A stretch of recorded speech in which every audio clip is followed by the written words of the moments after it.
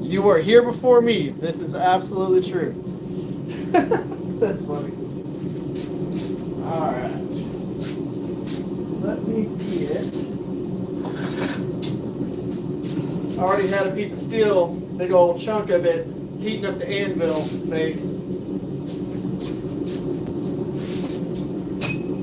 All right. There we go. What's up, everybody? What's up, Eli? What's up, Duck? All right, I'm gonna have to try and adjust y'all a little bit here. As a matter of fact, I'm gonna move y'all in front of these cables that I have for the lights. I decided to add a little bit of lights kind of pointing at me here. What's up, Crab? How you doing? Craig, what's up? I'm gonna end up lowering y'all down when we actually start forging. I added lights behind me so that I'm actually lit up whenever, or I guess lights in front of me behind the camera so that I'm actually lit up while we're doing this and I'm not in a bunch of shadow the entire time I'm doing all this stuff. I'm going to end up lowering the camera down. What's up, what's up? What's up, Travis? How you doing? What's John? What's up, Bob? What's up, DL? So we are going to be forging, well, if you watched the little video thing that I loaded earlier today, we're going to be forging a knife. So I wanted to actually show y'all the integral fuller, or not the integral fuller, the forged fuller. So of course, I forged in the fullers on the Viking sacks that we did last weekend. So we got the fullers all forged in there. And they turned out real nice. But I wanted to actually show y'all that in a process. So we're going to forge a knife, and then we're going to forge fullers into the knife in this live stream. Thanks for the Santa Sticks info. Awesome.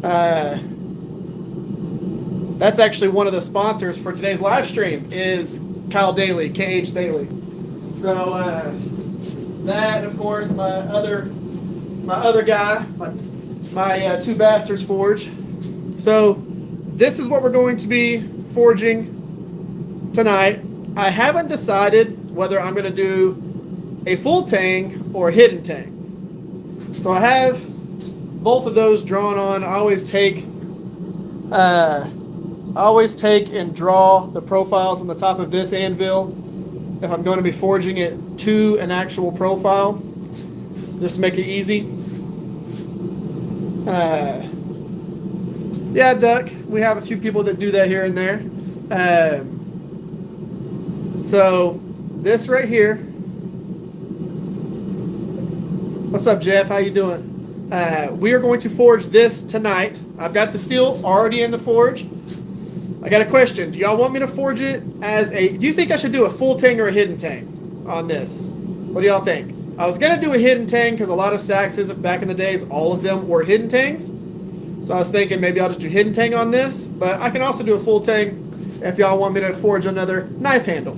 But we're about to start forging, so let me know in the whole comment section right there whether you want me to do a full tang or just go ahead and do a hidden tang.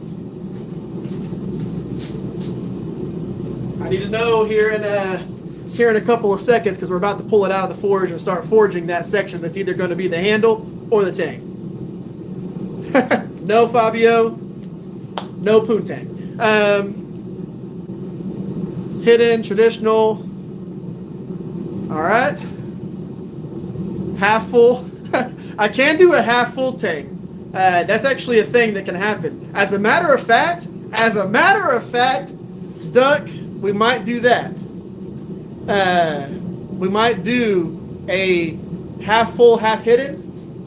If y'all haven't seen those, basically the handle ends up going around the tang where the ricasso is. So basically, it looks like it has a longer ricasso than normal. Yeah, I can do that. So we're going to start off by forging the tang in. We're going to be rocking the big old hammer, and we're going to go ahead and step down the area that's going to be the tang. We just need to make sure we leave enough material to be able to fully forge in a whole half tang. So half off, half on blows.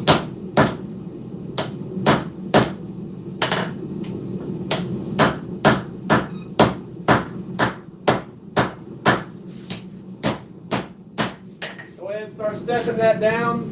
So basically, what's going to end up happening is from here on, that's going to be our blade. We're going to step this down just a little bit to go ahead and create our not so much ricasso area, but kind of ricasso area, and then we're going to step it down again into the tang.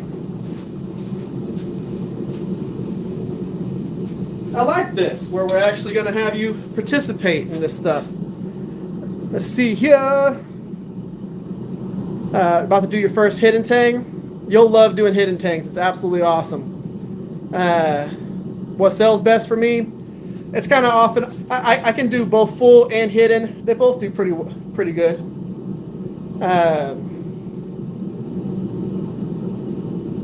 Yeah, we've actually had a pretty good viewership.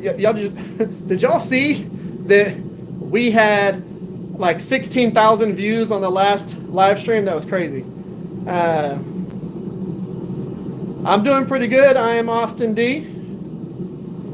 What's up, Steve? How you doing? Hand sanding. I was hand sanding for the last several days, and it is nice to not be hand sanding.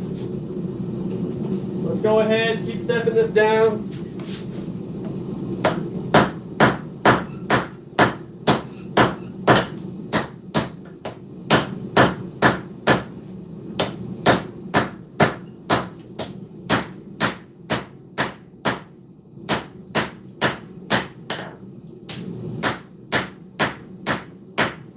So y'all know, typically I tell you, whenever you're forging and you're compressing a lot, don't worry about planishing and stuff like that. All I'm doing right now is just making sure that I don't make a big flare here, a big mushroom. And so I want to compress and just kind of flatten, compress, just kind of flatten. We're not trying to make it look pretty. We just don't want to cause more headache for us down the road. So, like I said, on, what's up, Pinto? What's up, Matt? So, on this, what we're going to end up doing is we are going to do a half full, half hidden. So, this actually kind of works out well for this profile. So, what I'm going to end up doing is where before I was going to stop the ricasso right here. I'm not a big fan of really big ricasso whenever you're doing most knives. Like if I'm doing a hidden tang, I don't make real big ricassos anyways. I want the handle to be pulled all the way up to the front. So for this, what I'm going to end up doing is this little shadowed area that I was going to put a spacer. I'm going to move that spacer back a little bit, but I'm going to go ahead and bring this area that you see right here. I'm going to bring the ricasso all the way back to there, and the handle is going to slide up over. So whenever you're looking at it at the spine, you'll actually see the blade spine go back into the handle. And I might bring it back to about right here. But you'll see that go into the handle, and then it will disappear, step down, and go down into the actual handle. I think that's going to be pretty cool. But because of that, I've got to make sure that my ricasso and finger tool actually work out well.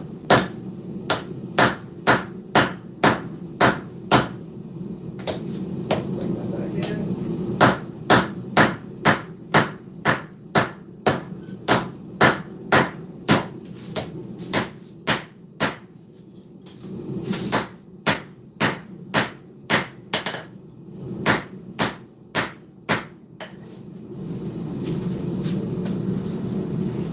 So one of the things that I want to mention, because somebody said something about it in one of the last streams that we have, dishes time. One of the things that someone had mentioned in the last live stream, I don't know if it was the last one or the one before that, they said that I need to be holding my hammer with a full grip like this. So when you're swinging, you got a full tight grip on it like this, almost as if it was a framing hammer. Do you sell your knives you make? I do, Dalton. I've got a website, theriversexperience.com, just like the channel name, The Rivers Experience. I've got a bunch on there, and then I've got a whole bunch that I'm taking to Blade Show. So I've got a whole bunch of things like these guys. Some of these EDCs like this that I forge and make.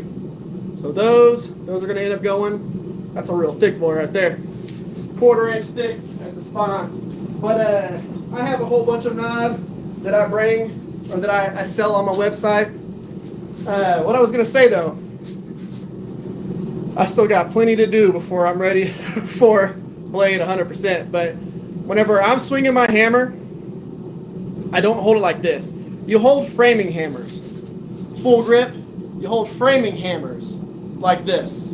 When you're forging, if you want to not have a ton of blisters and things like that, all you're mainly doing is holding it with these two fingers. Even this ridiculously big hammer that I swing here, you're holding with just these two fingers.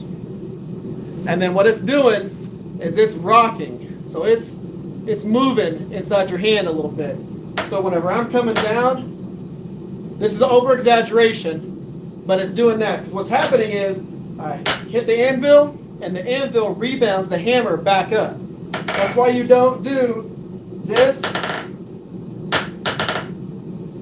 You want to go and let it pop up, and when it pops up, come down, come down, come down. And I'm not swinging with my elbow, I'm going up, shoulder, down. So the whole body here, elbows coming forward. Now I'm using my body. Sometimes when I'm really getting after it, I'll even drop my knees down. Like that. And I'll get a lot of momentum coming down and then lift back up with my legs. Works out real well. Well, thank you, Jeremy. I like to believe that I have some nice ones on there. What's up, Jose? How you doing? Yeah, quite small and manageable. Yeah, this thing is absolutely... I like how the face is short, but it is very broad.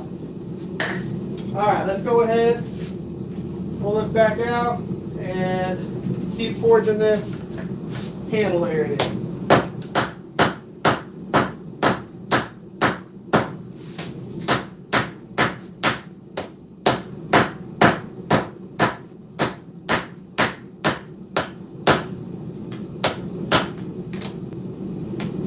Now, I will tell you this, you don't typically do this type of forging with these tongs, but I don't have tongs that are set up like box jawed that hold this size material. So what we're going to end up doing is we're going to bring this area, which would be the finger choil, down enough till we're comfortable. We got plenty of material for a tang here. I'm not going to start compressing that until after we get the blade forged. But right now, I want to step this down just a little bit more, and then we'll start focusing on the blade. And remember, we are doing a forged, we're going to be doing forged fullers on this one. So you'll get to see that in this live stream.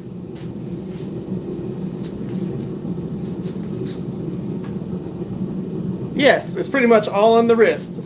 Well, it's all in these two fingers. You do have a little bit of flick with that, but really, all you're doing is just dropping it. So whenever you are gripping a hammer like this, and you're holding it and you're swinging it for a long time, next time you grab your hammer, I want you to grab it with a full fist. What ends up happening is your pads right here that are right under your fingers, those get pinched right here. So if you see what this happens here, put my hammer down real quick. So if you see what happens here, you see how all this area in here, those get pinched? So whenever you are swinging a hammer, it's different than a framing hammer. Framing hammer, you take up, you smash a couple of nails, smash a couple of nails. It's a light hammer. It's going to be super comfortable grip. It's going to have like a rubber grip on it. It's meant to have less shock and all kinds of different stuff. These are not that. You're not hammering an anvil with a framing hammer. But what ends up happening is this section right here, you'll build up blisters across here and blisters across here. Because those get pinched, and they get pinched like this a lot, and you end up building a blister inside there while they're rubbing and getting pinched. If you're holding it like this, you're not putting a ton of pressure in that area and creating those blisters. So a little trick to keep you from having a ton of blisters on there. So that right there, this is from Fire Creek Forge. This is a very big rounding hammer. Rounding hammer means it's round on one side, flat on the other. Big old son of a gun. What's up, Joey? How you doing? All right, let's keep it going.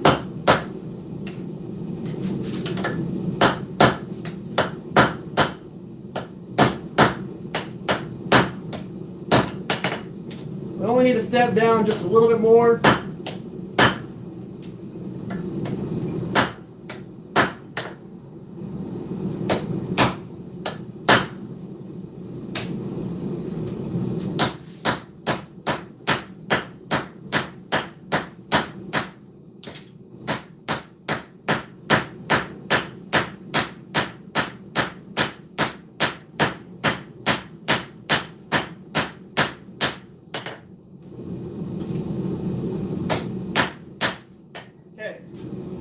So we're almost where we want to be. Now, of course, what ends up happening is we forge it down, pinch it.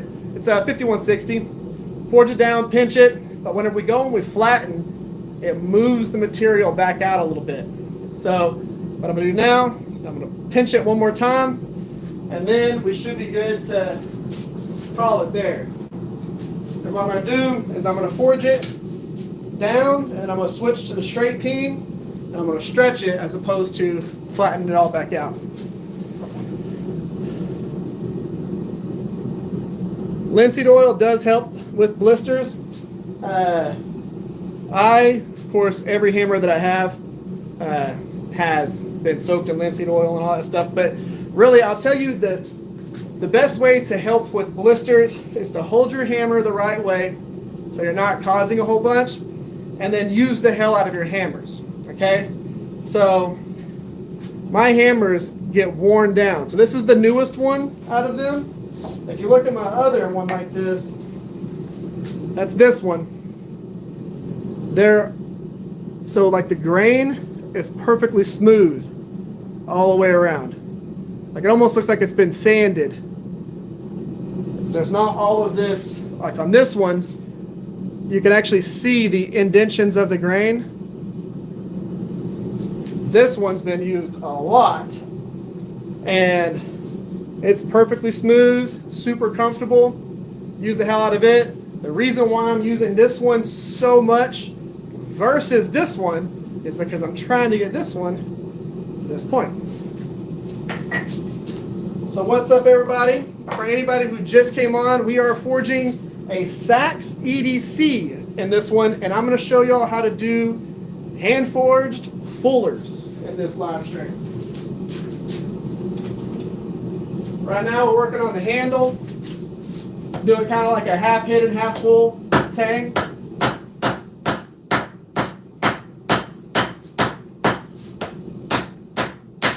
I easily have enough material to do a full tang if I wanted to.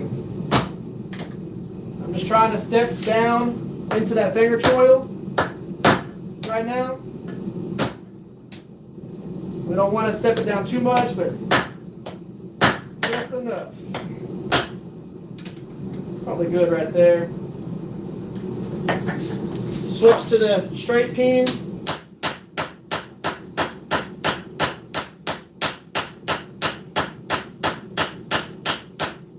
And that's just a draw the material out as opposed to make the handle wider.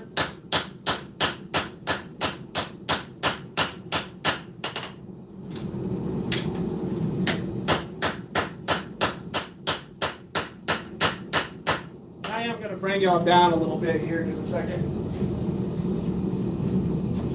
Okay, we're going to leave the handle where it's at right now. We're not going to go too crazy with it because we need to get our blade forged, and that's going to take and move a whole bunch of material around. So let's go ahead, bring y'all down, get you closer to the anvil. That way y'all can actually really see what's going on here.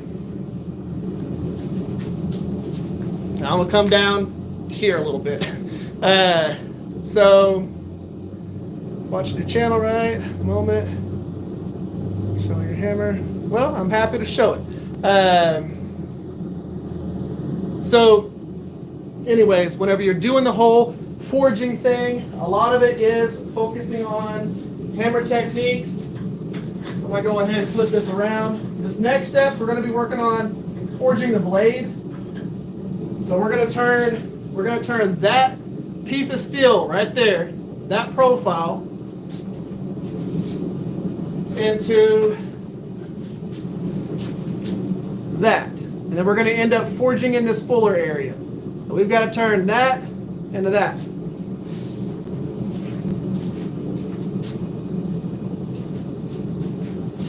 And on this one, I'm doing kind of what we would consider a half-hidden tang. That was Duck Rabbit's idea. What's up, Jeff Jones? How you doing?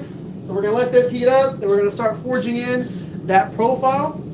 I'm going to show y'all real quick for people who are new to this. What I'm talking about with forging into fullers is this fuller right here, this indention, and the sacks that we forged last weekend.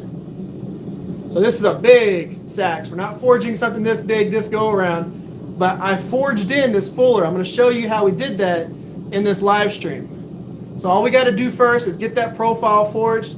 Then we're going to go ahead and forge in the fuller. I've got a guillotine tool that's going to go into the anvil, and you're going to get to see that actually get done.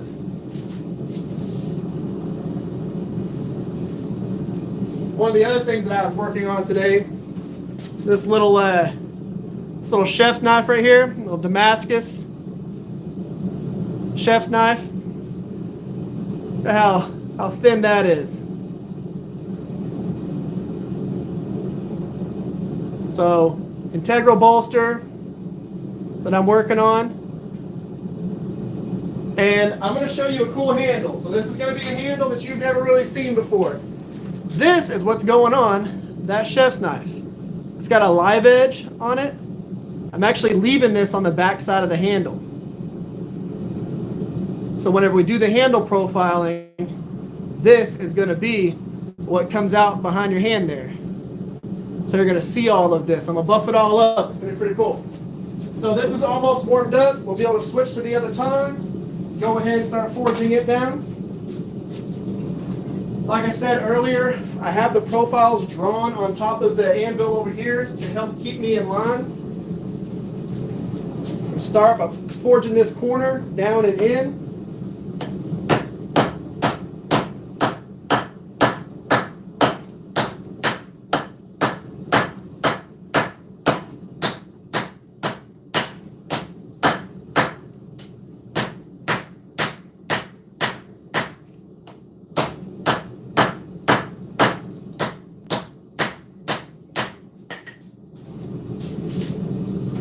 So one of the things that I see a lot of people do whenever they're forging their saxes or when they're making their saxes, a lot of people who do a kind of sax profile knife, what you'll see them do is create kind of a rectangle and then just chop the top part, which is kind of like a reverse tanto. If you're really looking at most saxes from the back in the days, this piece comes out a real long ways. It comes out almost, on some of them, halfway down the blade. So whenever I'm doing this, I'm bringing this clip all the way back here so that it comes all the way down. Instead of just having this little chop off, you'll see that on a lot of people's saxes. I want to go ahead and taper it down pretty far. So, never made a handle with a live edge. I think it's going to be pretty cool. I do. So what are y'all working on right now? We're going to forge this. Y'all tell me what y'all are working on.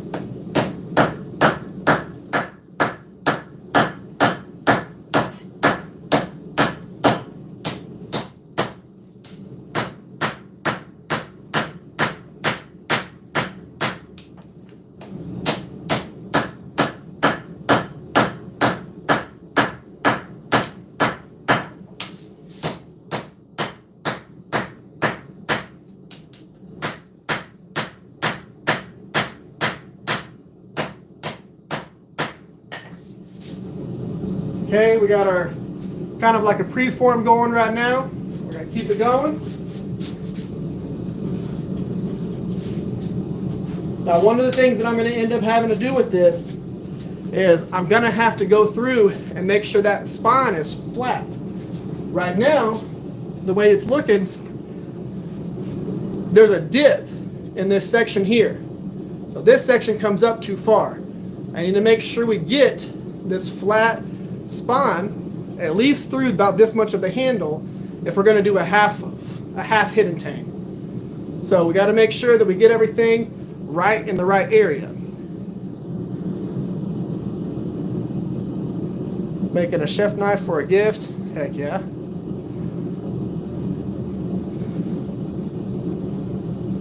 What's up, RMOR Knives? How you doing?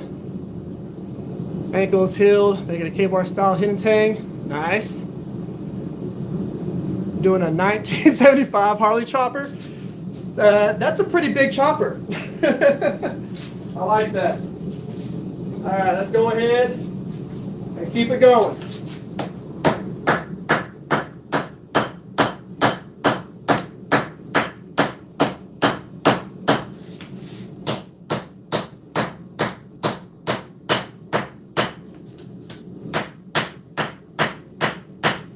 So I'm going to be pulling this clip further back than what it actually is on here. So we'll pull it back because I've got to flatten this hump that's right here. So that hump's got to go away.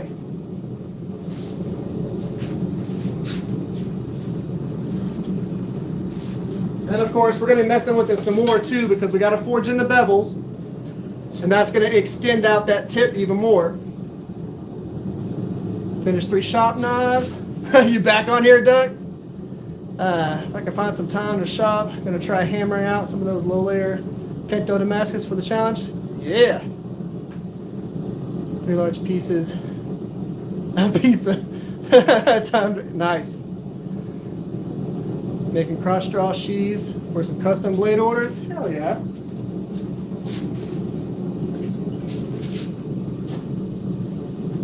So what I'm going to end up doing is I'm going to go ahead and planish the blade just a little bit. So first, I'm going to straighten up that spine by just forging down on top of it. And that's going to kind of get our spine where we need it to be. I'm not super focused on that right now because I can always mess with it and clean things up later. I just need to go ahead and get that blade profile flattened down a little bit or narrow it a little bit. And then we're going to go ahead and forge in the bevels before we do the fuller. Because I want those kind of where they need to be, and then we're going to forge in the fuller and go from there.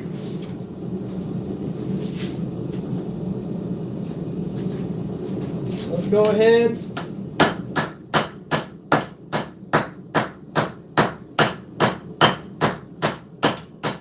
Forge down on the spine. See the profile really starting to take shape with this sax.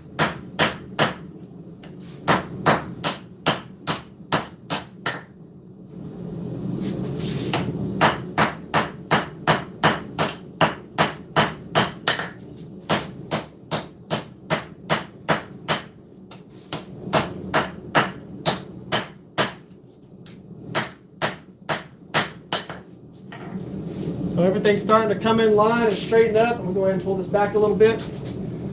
So we're starting to get that sax profile. We don't need to worry about this section of the tang because I've still got to correct that profile a little bit, and then of course turn it into a hidden tang. So right now, we kind of got that profile going for us, but we need to do a few things when we start doing the bevels. So because this edge is supposed to be pretty straight, whenever you do your bevels, you can do one of two things. You can either create a hardcore hook on this, so that whenever you forge in your bevels, it straightens that hook back out, or, what's up, Amanda? So, or you can go ahead and you can forge your bevels and flatten, which means forge your bevels, straighten, forge your bevels, straighten, forge your bevels, straighten, forge your bevels, straighten. And do that if you want to, which is what we're going to do.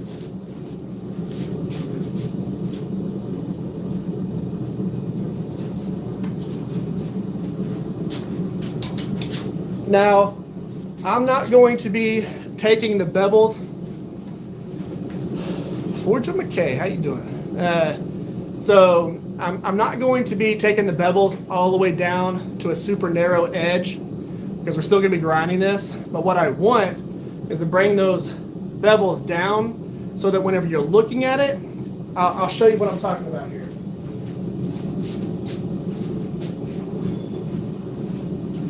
So like on this one.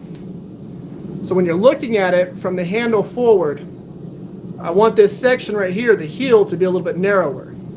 So of course this is still going to have bevels ground into it. It's going to have a little bit of a plunge line right here, but this is actually going to taper down a little bit, and I want that. But I don't want there to be a massive plunge line, so I'm going to go ahead and forge those bevels in so that everything's nice and good, and then whenever I do grind the bevels, there's not like a super deep plunge line. I'll show you what I'm talking about. So like this has a very deep plunge line because of course this is 1/4 of an inch thick. And that plunge line looks beautiful on there, but that is a very deep plunge line. I don't want that on this.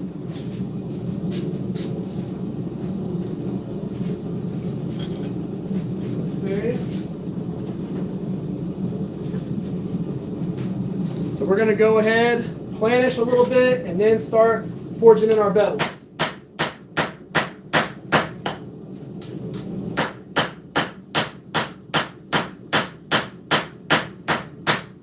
Planishing, we're just trying to get an even thickness in the blade.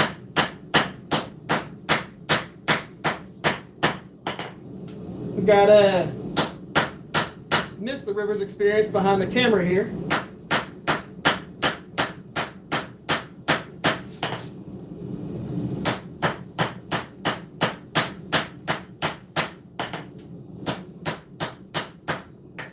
So we've got an even thickness throughout the blade there now. So an even thickness. Now we can go ahead and start forging in our bevels.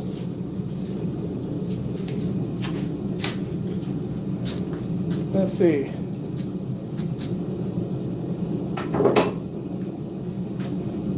What are all of these? She just brought me some random ones. So this was from whenever I first started making knives. And Nisha, my wife, kind of challenged me to make a spear point, and she picked the materials.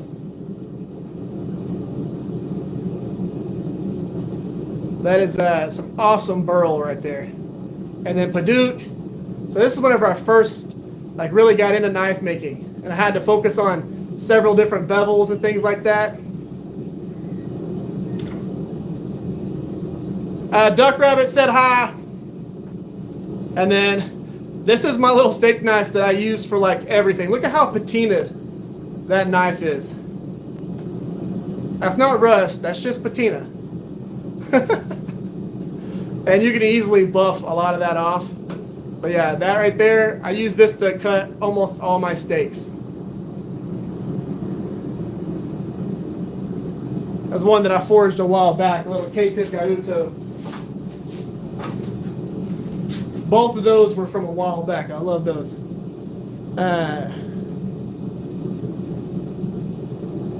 Yeah, that compound ground on that spear point was a pain in the butt. So let's go ahead, start forging in our bevels. I'm going to come in with the round side of my hammer and start forging with that.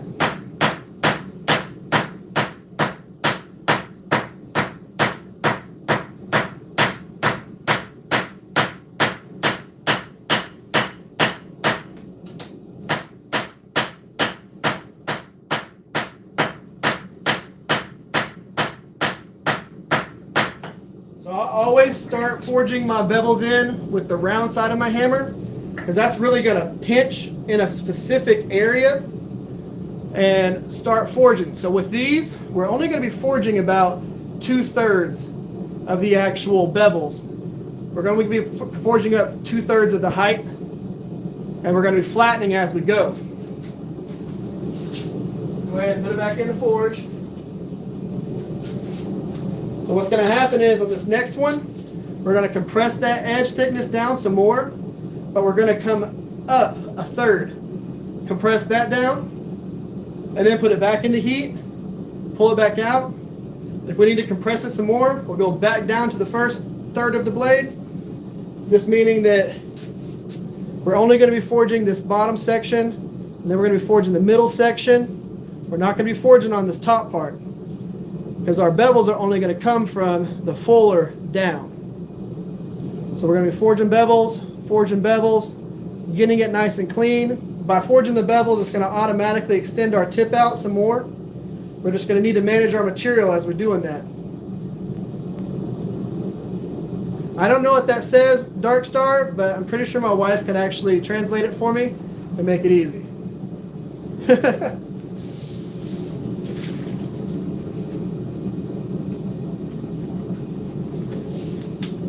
All right.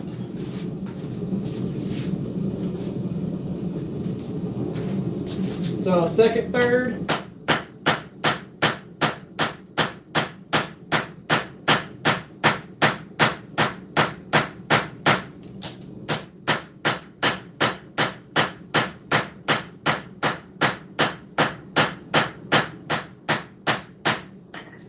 Go back in the heat. Make this easy on me.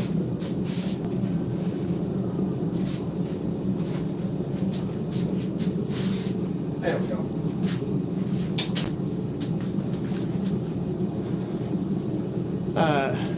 Which means blacksmiths just have to hit one time, goldsmiths have to hit again and again. Yeah. That's the power of blacksmith. Yep. Do you have any tips? Yes, actually. So when it comes to blacksmithing or bladesmithing, if you want to get into this, you do not have to spend a whole bunch of money. Big tip is go in with the least expensive way to do it possible, but there's a caveat to that. I would suggest you go with a less expensive anvil, like this Ocasio from Vevor. Great anvil for a beginner. Get yourselves a decent pair of tongs. You can get tongs for pretty cheap off Amazon and things like that. If you're going to be making knives, get yourselves some box jaw tongs. It just means it has these little wings right here so that whenever you're forging on the spine or flat, whatever, the steel doesn't have a chance to fly out and hit you in the face, because I've hit myself in the nose with something that was glowing red. Get yourself a decent pair of tongs. You do not need a crazy expensive hammer. You can get yourself a hammer from Harbor Freight, something like a sledge, like this. Round one side, keep the other side flat. You can use that for most of the stuff that you need, and then make yourself a little cross peen, straight peen. Something like this. It's a little cross peen. This is a straight peen right here. But you can easily grind a hammer just like this right here. Now it probably won't look as pretty as Mr. Two Bastards Forge's hammer, but grind it down and turn your hammers into some little cross peens and straight peens. Even he will tell you. He was on our podcast, the Knives Templar podcast, about a week ago, and he would tell you, just get yourself a hammer and then take it and grind it to make it good. But Yeah, the Doyle anvil, the new one that they have at Harbor Freight, that's a good anvil. But get yourself a little anvil. Don't do a railroad track or anything like that. It's not very beneficial. Just get yourself a decent little anvil and then a pair of tongs and a hammer. Start forging. The biggest tip that you can have is to actually start the process. You won't know what you need until you actually start forging and you realize my hammer's too light, my hammer's too heavy. I need different tongs to do different operations. Until you actually start the motion, until you actually start the process of forging, you won't really know what works and what doesn't work. I can tell you all day the things that you need to buy, but until you actually start forging, it's not going to be very beneficial. That's the reason why I like people to come to the shop and me to teach them what this does. And that's why I do all of these videos, these live streams with y'all, so that y'all can see the process as opposed to me just telling you in like a podcast format what you should be doing. So we're going to forge down on those bevels a little bit more. Still around side of the hammer.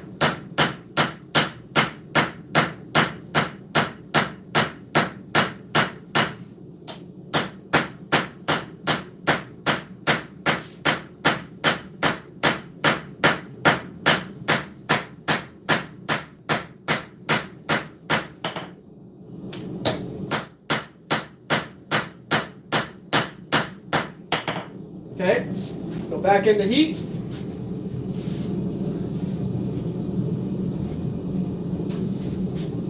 So we're going to forge those bevels down until we're comfortable with it, and then we're going to go ahead and straighten that profile where we want it. So in the next couple of heats, we're going to start using the flat side of the rounding hammer, and we're going to start flattening out those bevels a little bit, getting them nice and clean, making sure our cutting edge is even all the way down it. And then we'll go ahead, fix the spine to get the profile we want. And then we can go ahead and start moving on to the steps after that. We want to clean the blade up and get it about 85% done before we start doing the forged fullers. We need a nice flat spine, and I'll tell you why when we actually get to the whole forging the fuller section. You'll know why we need a flat spine, because let's just put it this way. If we had a curvy spine, well, that spine is what has to be pressed up against the little jig kind of thing that I have. If that was curvy, your fuller is going to match that curviness. We don't want that. We want straight fullers.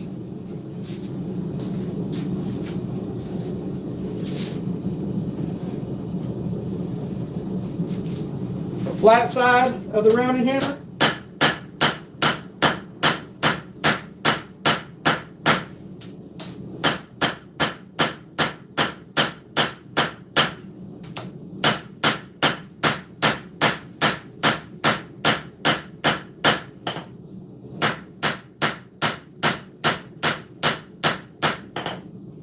Now, if you look at this, it looks like we have ourselves a clip point buoy. But we don't want that. So now we're going to start moving that back down, that tip. And it's going to be pretty easy to watch me do this. So what we're going to end up doing is we're going to forge on the spine, forge on the flat, forge on the spine, forge on the flat, forge on the spine, forge on the flat. And we're going to gradually move that tip back down and keep everything in line while we're doing it.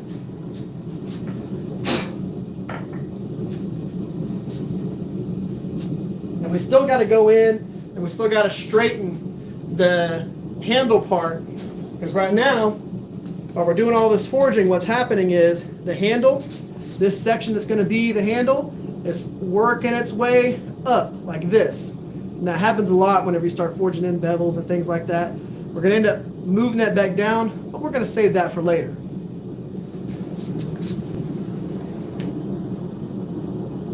Well, it's nice to have you, Dark Star. I'm happy you were scrolling and stopped here. Started already and have a lot of trouble grinding without a belt grinder. So there are a lot of people that you can watch that grind with an angle grinder, and they do pretty good. All you got to do is get yourself some flat discs. I'll show you what I'm talking about. get yourself some of these right here. These are called a flap disc. And you can use these to come in, and it'll actually create a nice radius plunge line, but you can come in and you can grind in your bevels real easily without using like a cutoff wheel or a stone wheel. Use these flap discs and make it easy. All you want to make sure you do is that you scribe a center line down your edge, and then you just grind down to that line. You can easily grind a center line and then create a marked line. I'll show you. So, like on this one, I've got all of these lines marked on here for where I plan to grind to. So let's say I only had an angle grinder and I wanted to make this bevel. I could come in here with the flap disc and I could remove that material and just go up to this line. And if I wanted to create this false edge that you see up there, I would come in at an angle and I would just flap disc that.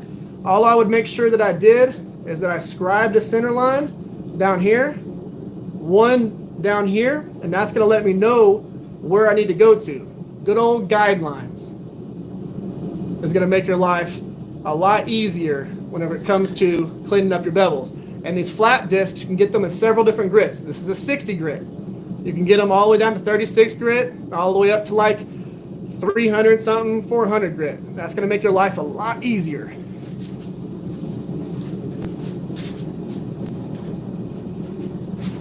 All right, that's nice and hot, so we can go ahead and start forging.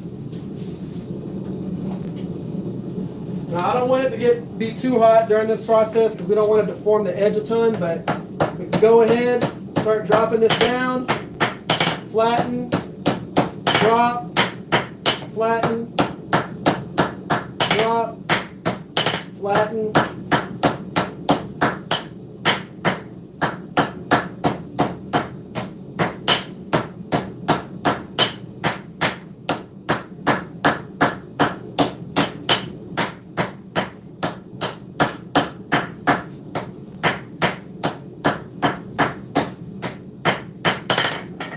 Start pulling our cutting edge right on back down without creating like a super crazy bow to it. Straighten that back out.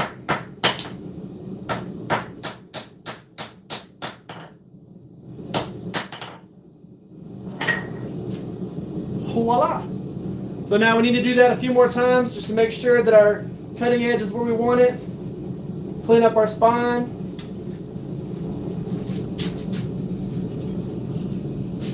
My goal whenever I'm trying to forge something is, unless I'm trying to do a forge to finish, on a forge to finish, you want to have everything perfect. So the bevels need to be perfect, the spine profile needs to be perfect, all that stuff. Whenever we're doing this, where we are actually forging something to profile versus to finish, finish means you forge it, clean it up a little bit, put some handles on it, sharpen it, call it done. Forging to profile means we're actually forging to a specific profile, and then what we can do is we can actually clean up that profile on our 2x72, but we only want to have to remove like a 1/16 or an 1/8 of an inch of material. So we want to forge as much as possible so that we're just cleaning up a little bit, and that's it.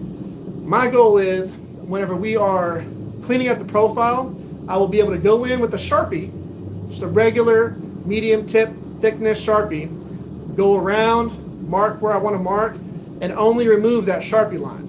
I don't want to have to remove a 1/4 of an inch, a 1/2 an inch, from everywhere. I want to maximize my material, use as much of my material as possible, and get the profile that we're looking for.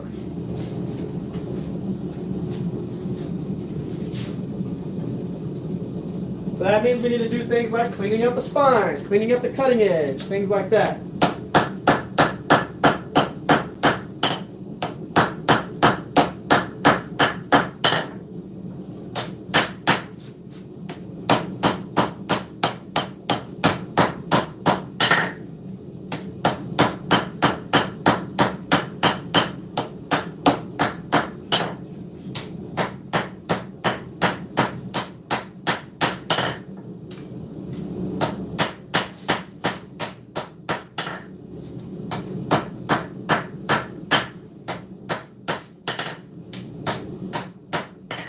going to see how close this is to the profile that I have over here on this other anvil.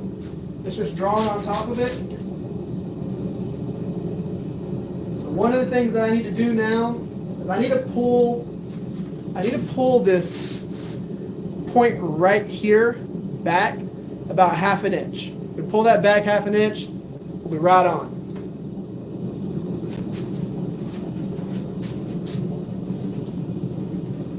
So throw that back in the fire, let it heat back up, then we can go ahead and move that section just a little bit, and we should be good.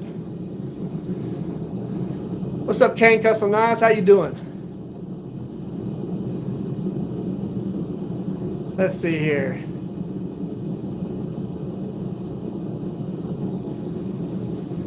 How thin? I'll make it before making the edge. So this one right here will have in between a 3/16 of an inch and a 1/4 of an inch spine, and then I'll bring the edge down to about 1/8 of an inch. That way, whenever I grind in the bevels, we don't have a real deep plunge line, because I want to kind of feather that in with this, because most Sachs knives don't have a crazy plunge line. You know, they're profiled to where that bevel comes all the way back into the guard area. So that's something that we'll typically do on that.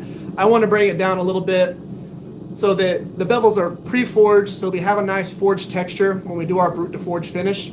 You know, because we're not going to be grinding in the fullers, they're going to be forged.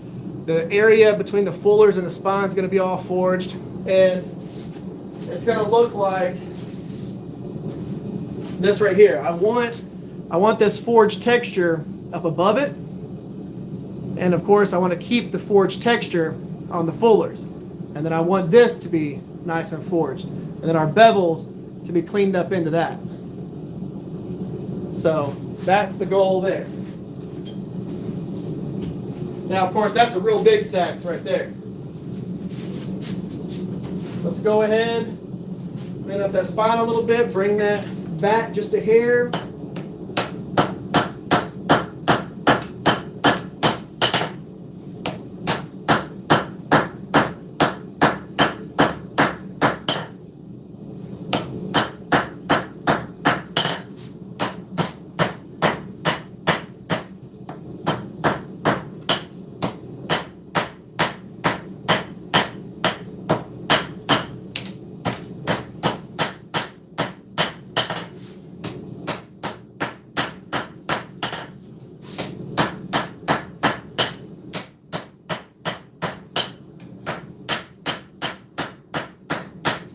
We're not needing to do big hammer swings on this because we're just cleaning things up.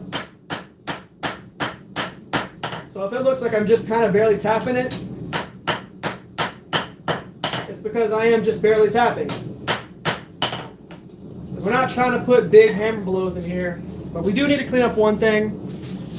So this section right up here, the top piece, is actually too thick in this area.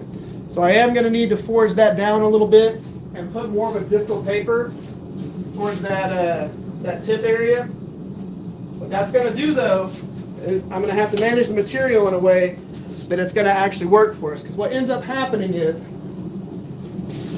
because I have our bevels slightly forged, if this area is too thick right here, and I start forging right here to thin that out, it's going to take this tip and move it down a lot.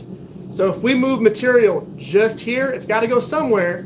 What it's going to do is it's going to extend, extend, extend, extend, extend, but it's only extending the top section, not the bottom. So the bottom is going to stay the same length. So what's going to happen is this is going to and hook down. So we need to forge and then straighten, forge, straighten, forge, straighten as we go through this. If not, we're going to have a crazy hook at the end of our blade.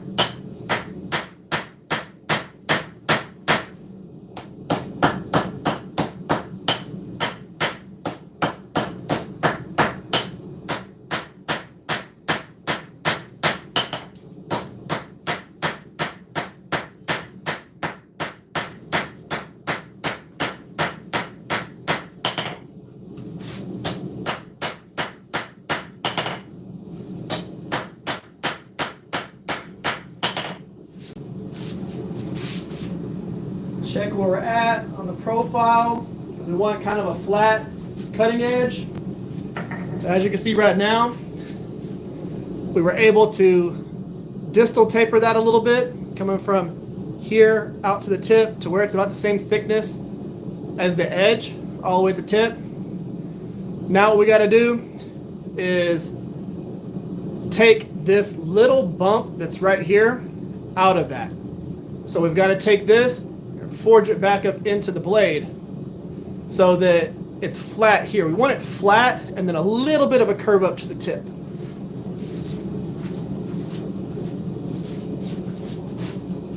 We're going to heat that back up, forge that area flat, and then make sure our edge thickness is uniform throughout the blade or the cutting edge.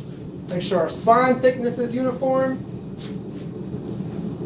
Again, your goal whenever you're doing something like this is whenever you have, so this is ground, there are forged, it's all forged on the side here, okay? But you want a nice uniform thickness all the way throughout. Of course, that tang was forged right there. You want a uniform thickness. You want it to be nice and flat whenever you're looking at it. You don't want a whole bunch of crazy indentions everywhere. You want things to be clean as you go through and do that.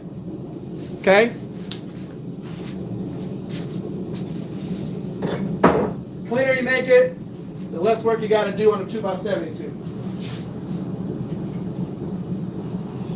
Okay, I've only got this hot enough to be able to move it without trying to deform the spine a ton.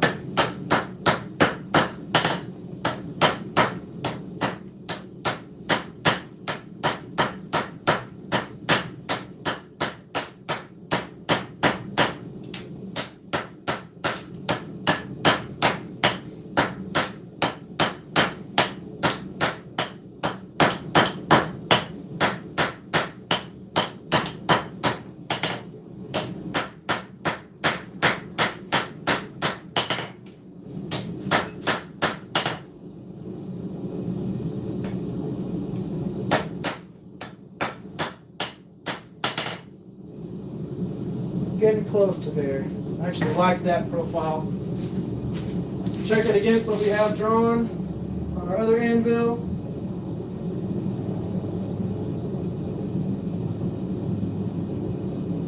We're looking pretty good there. Yep.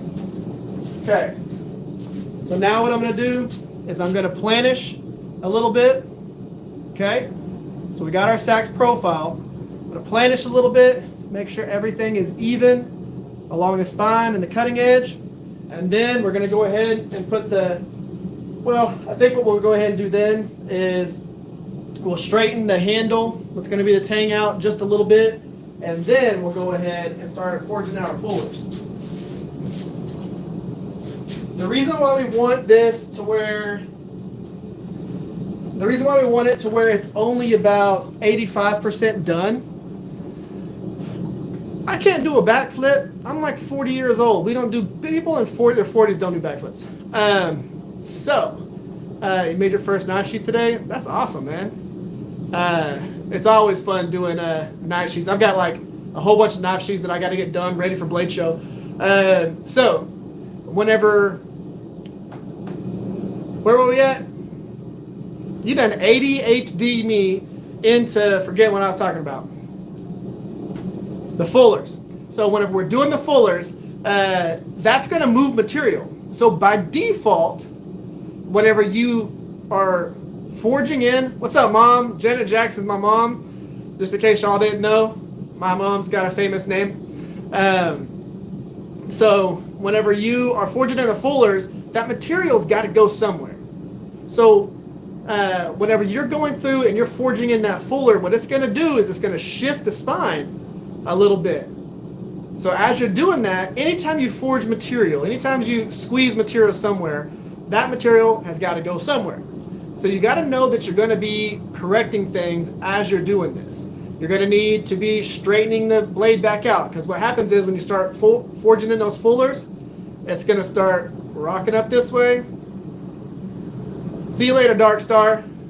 It's awesome having you here. Make sure you come back. So whenever you're forging in those fullers, your spine's going to start moving a little bit. So you need to keep forging it flat. And I'll get more into that as we start forging in the fullers.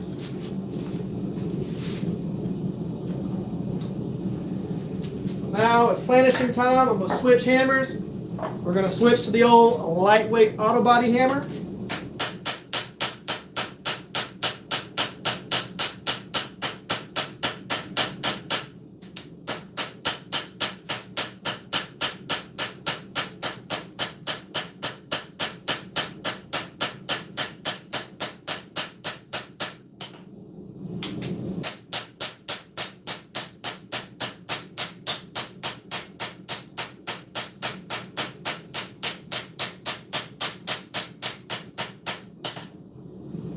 Get everything uniform. We don't need a lot of heat in this to be able to plant it. We're not forging anything. We're not moving material at this point. All we're doing is smoothing. If we had a whole lot of heat, every time I hit it, it would put a big dent in it. We don't want that to happen.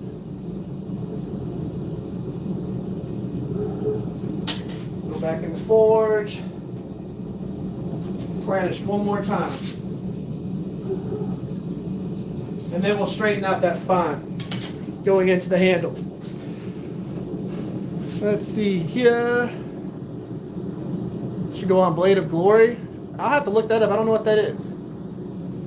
Can I please read your comment? Streaming tomorrow. I am not streaming tomorrow. I stream every Saturday. I was trying to make this sort of Prophet Muhammad. So the one that we did last weekend was this. So this is the big version of what we're making tonight. So this is the really long version of that we forged last weekend with the forged fullers and everything. This is for my Viking challenge. So big knife right there. If you want to call it a short sword, you can call it a short sword because it basically is a short sword. All right. Go ahead and do a little bit more planishing.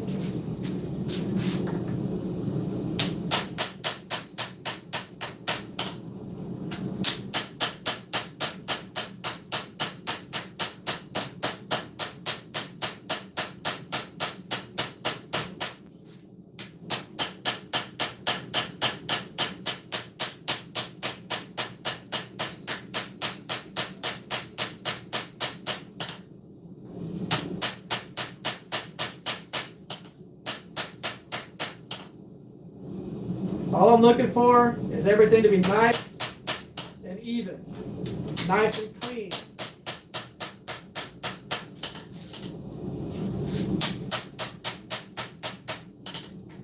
And it is. Our thickness is even. So now we can go ahead and do is straighten out this handle, which of course now we got to do is take this handle and just line it up with that spine, kick it down.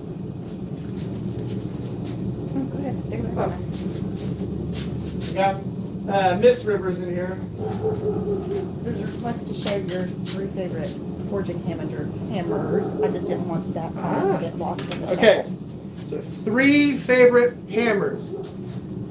We're going to go with this one, and this one. So, And it was asked where you get your... so right off the bat, we got an Amber Alert on my wife's phone. So this right here, this is from Fire Creek Forge. This is the one that I typically use. It's about 5 pounds right here, okay? It's a very big hammer. Very, very, very big hammer. The reason why I'm using the other one right now is because I've got this handle perfect for my hand, and I'm trying to get that other one worn down to where it's nice and perfect. So I'm using the hell out of it for hours and hours and hours. But this hammer right here, Fire Creek Forge, this hammer from Two Bastards Forge, this is a straight peen. It's a fat straight peen, so it's got a broader straight peen. A lot of peened hammers, cross peens, they've got a narrow head on them like that. This is a lot wider than that. So this hammer right here from Two Bastards Forge, I've got a whole bunch of hammers coming from him. He's one of my sponsors. So Two Bastards Forge. And then my third favorite hammer is this hammer that I've had for about 26 years. And if you're wondering what this is a auto body hammer.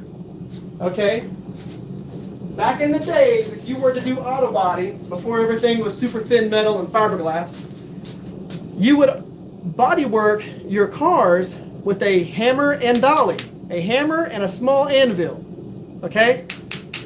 So whenever I was doing auto body in high school, a very long time ago, this is what we used. I've used this auto body hammer the entire time. Okay? I got this hammer in the 90s. Some people in here probably weren't born at that time. Yeah.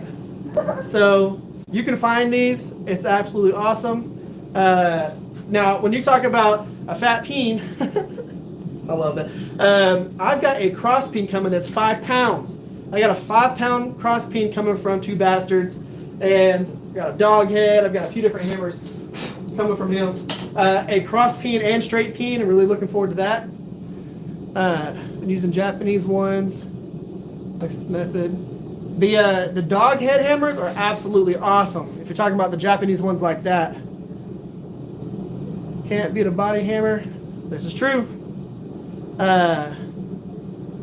MC Hammer in the 90s. Old MC Hammer, huh? Okay, let's go ahead, start straightening out this handle area. All we got to do is just lay this down on the anvil and gently start hammering on the inside. So right here.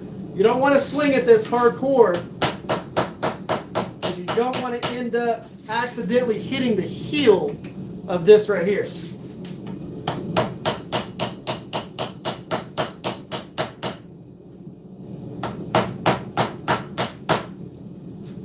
Okay, and then when it starts getting cool like that, put it back in the forge. Because right now what we're doing is we're taking this and we're shifting it down. If this gets too cold in the spine area, it will actually start shearing and creating hairline cracks in that. Whenever you're moving material down like this pretty aggressively, which this isn't super aggressive, but it's aggressive enough, you can create little hairline cracks in the spine because it starts breaking the steel versus bending the steel. So we're going to heat it back up, and then we're going to do that again. I'm going to end up switching to the old John Norwood cross peen, just because I like how narrow the face is and how square off this is. It lets me really get in there, and it's a lot lighter. I tend to use this for that. I also use this cross peen to draw out height. So whenever we're making something super tall, like this right here, the Serbian cleaver slash, Gayuto kind of inspired, and we're trying to draw this height out, we use a cross peen to pull this down. Or let's say I'm trying to get into this area right here to profile that. I can use this narrow cross peen to really get down into that and clean that up right there.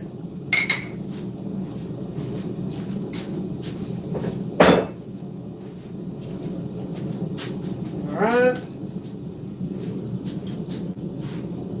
Pull this back out and go ahead and work on this a little bit more.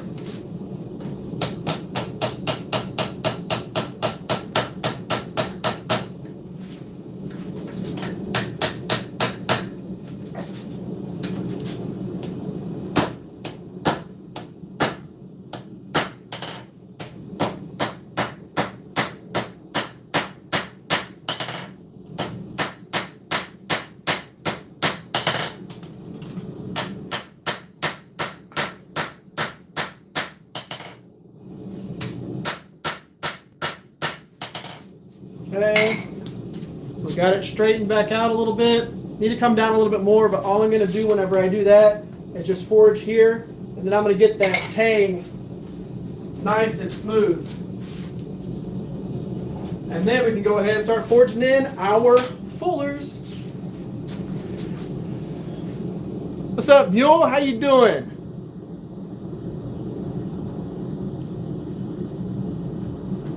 That radius, looks like a quarter. Yep.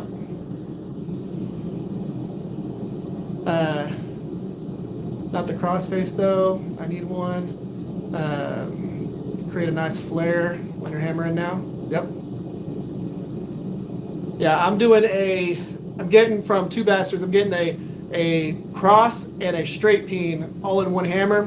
The nice thing about that is whenever you're forging and you're trying to draw material out different ways, you don't have to switch between a whole bunch of different hammers. You can just use one hammer to do all that and then go back to a rounding hammer.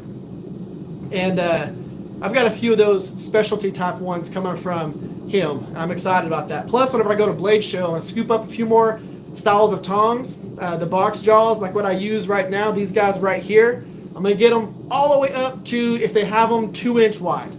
So that I can pretty much work with whatever ones. What's up, Rolando? How you doing? And welcome to the live stream. All right, let's go ahead and forge this down a little bit more. Clean up that handle profile just a hair.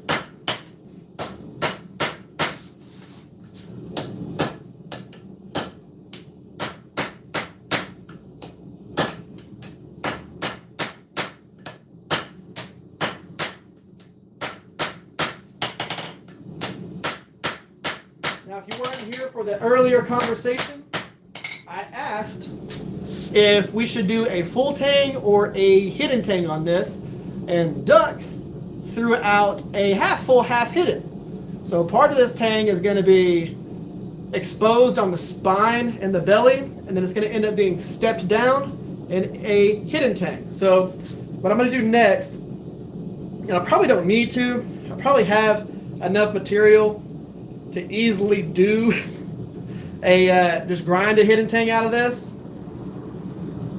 But I think I'm going to draw it out just a little bit more and narrow it down there. Let's see. Do I want to do that? Nah, screw that. What we're going to do, we're going to flatten it, make it look nice and pretty, and then I'm going to grind the dang profile of that tang out exactly how I want it. I'm all about that for sure. I'm a tool nerd foremost. So am I. When and where are the Blade shows? So we've got Blade Show Texas. That's the one that's coming up next weekend. So the 23rd, 24th, I'll be down there at table 13F. You want to come through it? It's in Fort Worth. It's at the Fort Worth Convention Center. And then you have Blade Show Atlanta. That's about 4 months from now. So Blade Show Atlanta. It's in, of course, Atlanta, Georgia. At the convention center that's up there. I think it's the Cumberland Center. So we've got that, and then you got one in, I think, Salt Lake City, Utah, which is the other Blade Show. So I think it's like Blade Show Texas, Blade Show Atlanta, and like Blade Show West or something like that. So you got that. It's not free to go, but the tickets aren't super expensive.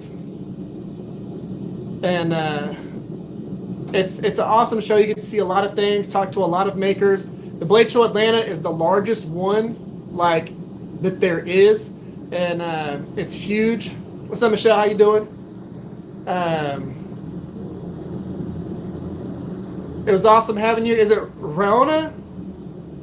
We'll see if that is or not. But it was awesome having you here.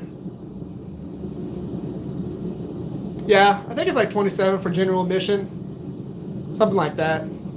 And you get to go, you get to talk to a lot of knife makers, see what's new, see what people have been doing for the last 50 years, because there's some knife makers that have been doing this for like 40 years that are at that show. It's awesome.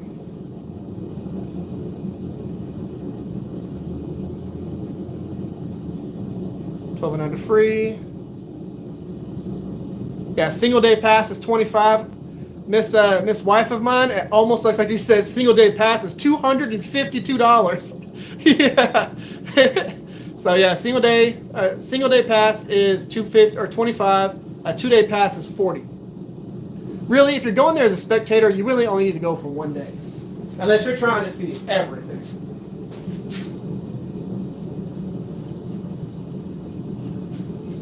Okay, go ahead and do a little bit more planishing, smoothing.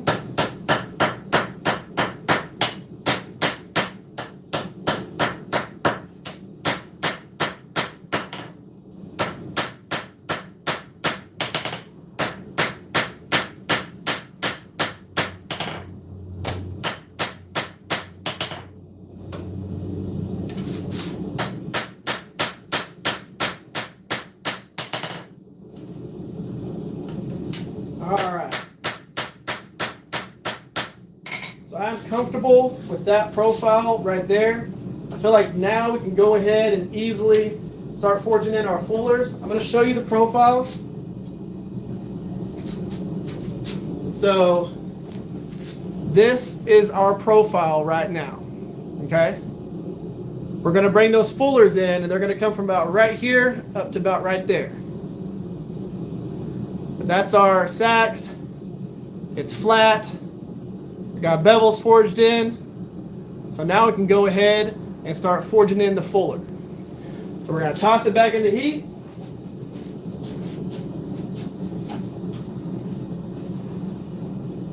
Get that warming back up. Go ahead and put our guillotine tool in here. I'm going to move the anvil so that y'all can see it better.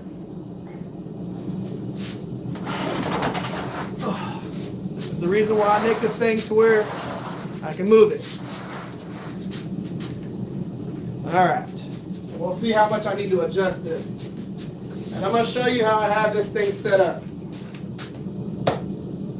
So it goes down into the hardy hole. All right, so let's move one of these lights. I'm going to try and move it to where y'all can actually see the face of this easier. All right, so what's going to end up happening here is I've got a whole bunch of different little shims. You don't need it set up how I have it set up, but I'm going to take this apart and I'm going to end up putting it back together and showing you what I have going on here. So this is the guillotine tool.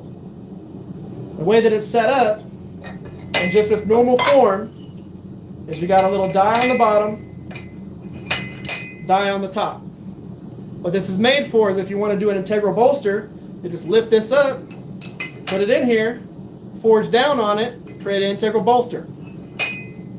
Forge this way if you need to, but you can go all the way through it like that. Now if you want to forge in a fuller, turn the steel the other way, and you just go back and forth like this. So if you want to do what I'm doing, where you want to keep it uniform and make it easy, all I did, so I got myself a little square tube, put that down inside here.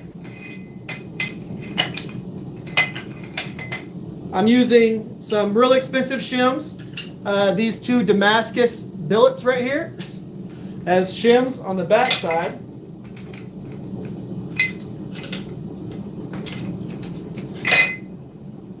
There we go, to keep it spaced out where it needs to be. And then I created this little guy right here. And what that's going to do is that is going to go right inside, and that's going to keep my spine shifted out to where I want it to be.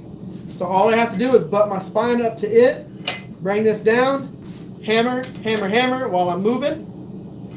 But this right here stays in place because it's held behind this bottom die here. And I got a little piece cut down, a little notch that goes down, and it keeps it from moving side to side. So this was from Yesteryear Forge. This little guy right here. The people that made it. This Yesteryear Forge right here. And it is definitely a handy tool. I used this to create the fuller on that whole entire blade over there. So what I'm going to be doing is we're going to be switching. We're going to be using our rounding hammer, big rounding hammer. We don't have to do a whole bunch of craziness to this because it's not a huge fuller. Whenever I was doing this other one, whenever I was working with this one, I had to come in and go all the way down to here.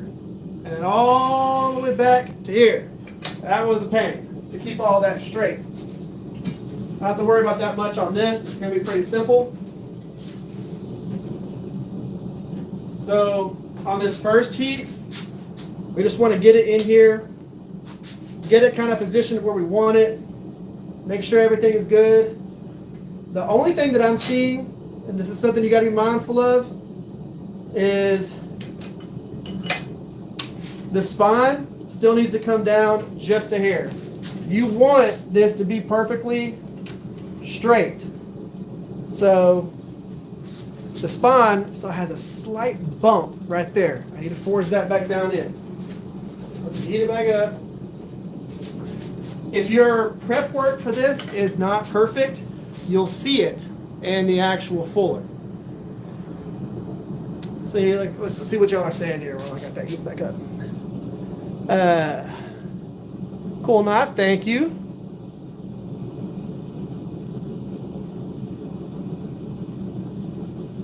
Next week in Texas, yeah, it is Friday and Saturday.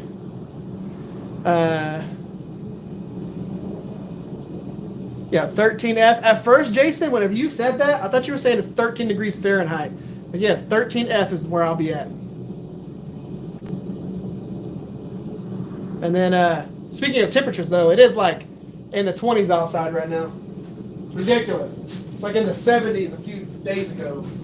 Feels like. Let's go ahead and pull this tang down just a little bit more.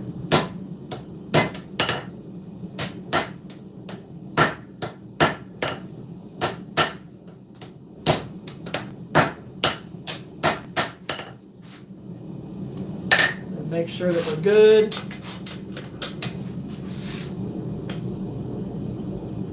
That is going to be perfect. So,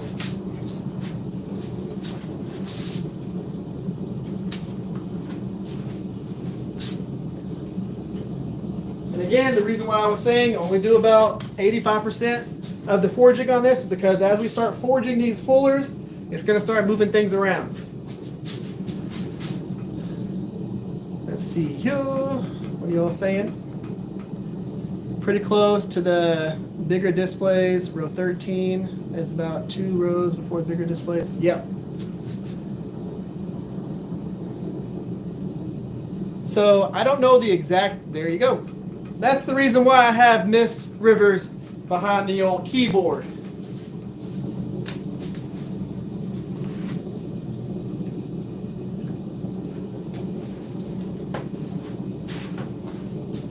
And y'all can see, so I have my floor marked where my anvil goes. Because if it's not in that spot, this is how much rocking you get.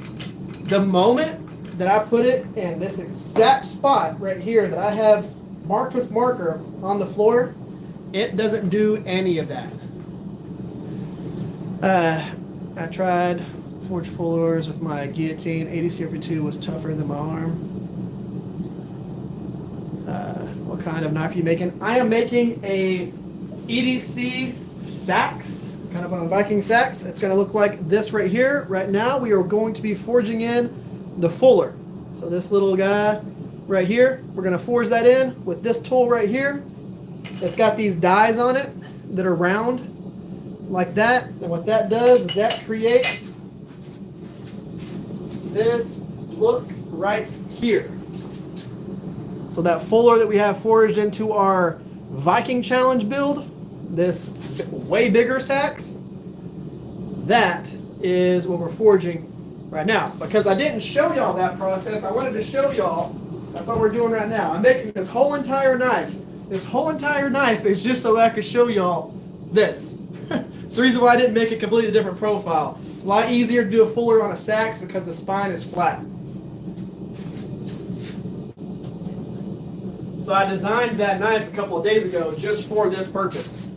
We're going to go back in, butt it up to our little jig area that we have there. Start forging this in.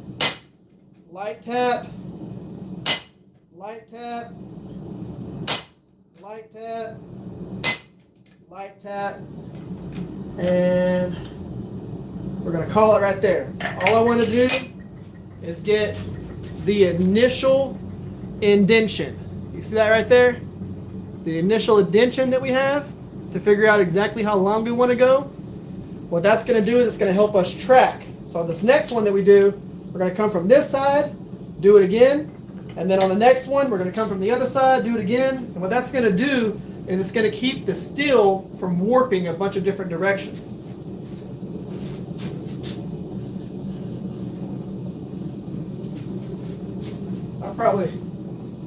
We're still doing good. I was thinking I was going to have to end up swapping that bottle out. It's starting to get cold. But we don't really need a bunch of heat in the forge right now. So again, whenever we're doing this, we're going to forge from one side, go to the other side, forge, go to the other side and forge. Because what ends up happening is the steel starts deforming and warping. And let's say you wanted to forge this. Let me get something that's curved. I know I've got plenty of things that are curved here. Okay, so like this right here. So where this is kind of curved like this, if you are forging that, what's going to happen is this side's taller and this side's taller. So it's going to have a shallow fuller in the center, a really sharp deep one on this side, really sharp deep one on this side. But whenever you're looking at it on the other side, it's deep in the center, shallow on the outsides. So you need to make sure that you switch it.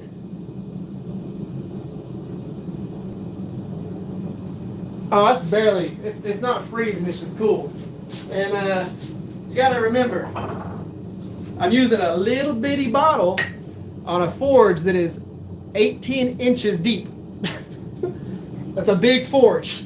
If I was using a one burner forge, or if I was using a forge that was about 6 inches shorter in length, I wouldn't have to run the PSI that I do.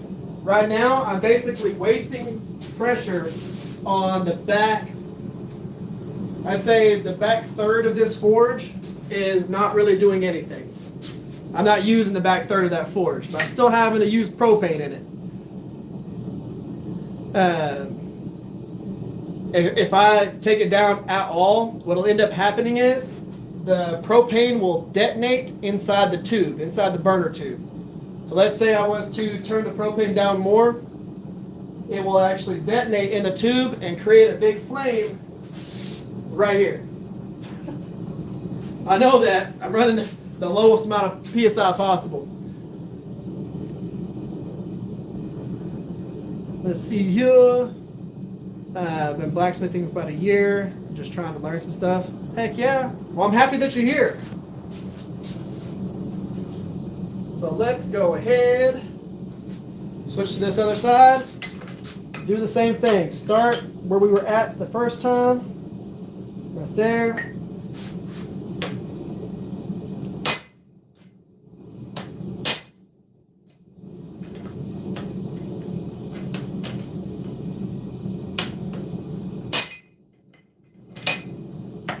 Then we'll start getting deeper and deeper indents on there.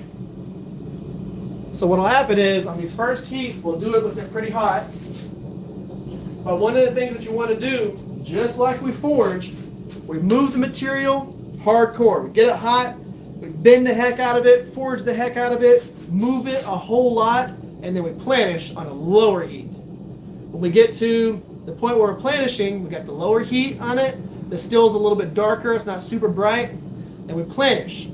You want to do the same thing with this. So once we get the fullers as deep as we want to then go in with some nice cooler steel. We want it to be a little bit cooler, and we want to just planish and planish and planish.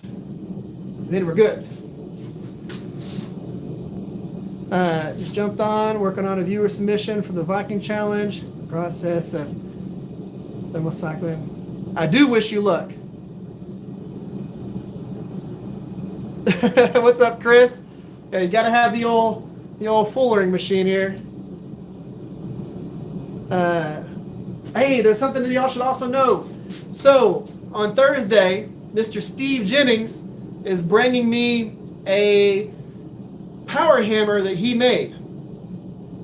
So it's a pretty cool little setup, and I'm excited to using it. So I've got a bunch of things that I'm going to have to get ready for or do to make it sure everything's ready, like my foundation and all that stuff. But it's one that he made, and it's actually a really cool little setup.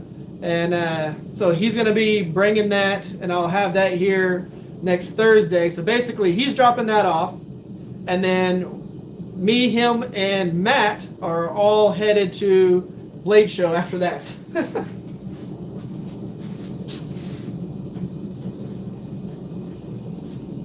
All right. So let's go ahead, put it back in here from the other side now.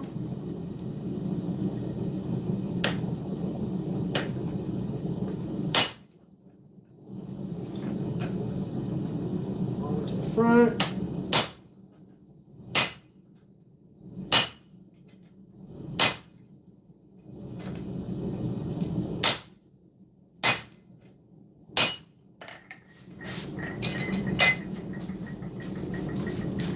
Starting to get deeper on there. We want to go. We want to go about. Of course, we're not trying to forge all the way through this thing, but we want to go pretty deep into there.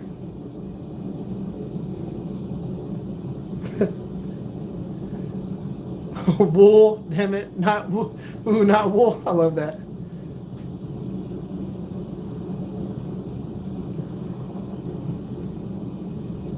Got his heat treated and tempered, no cracks. Heck yeah, man.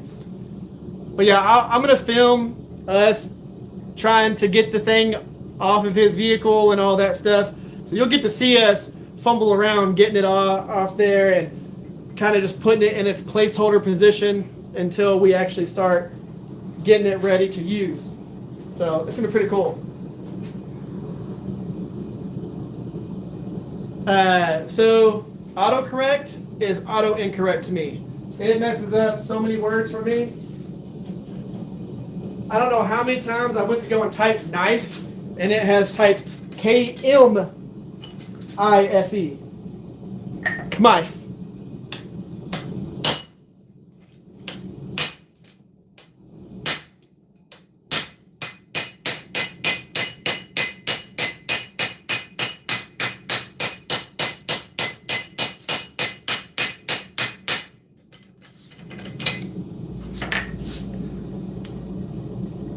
Getting more into it.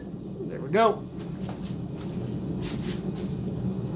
Still doing pretty good on the straightness of the blade. Take a little bit of a warp out.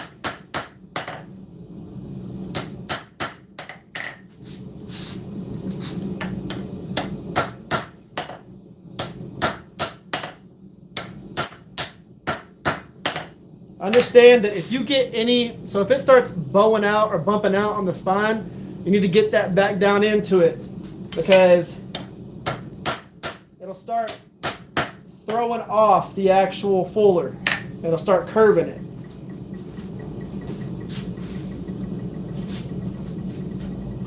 Get it back hot again, come back on this side, and keep going. See here, sometimes tries to correct duck rabbit. Whew, okay. I'd love some ideas for smaller trinkets I can make. Easiest things that you can make, the little Mjolnirs or little Thor's hammers. You can do, you can forge those, make them as pendants and sell them, keychains, things like that. You could also do bottle openers. Bottle openers are pretty easy to forge. You could do hooks Those are pretty easy to forge. Do easy coat hooks that people can put up, pot and pan holder hooks, stuff like that. There's a lot of things that you can forge and make. Welcome back, Michelle. There's a lot of things that you can forge and make to, simple things that you can do. A lot of people say that if you're going to get into blacksmithing, you forge a whole bunch of leaves. You can see that stuff on different YouTube channels and stuff like that. It's pretty cool.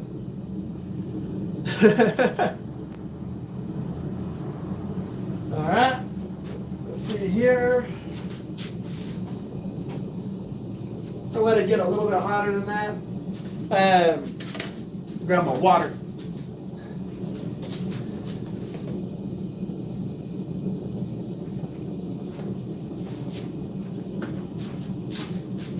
I am going to switch this bottle because I don't think it's actually going to be working how I want it to work.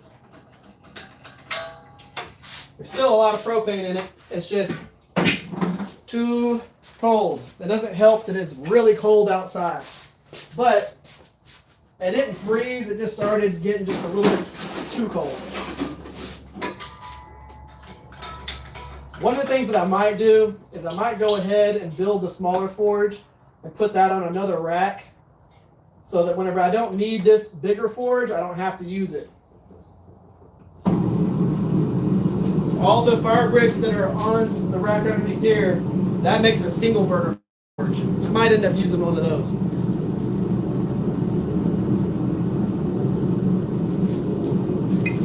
Let's see what we got here.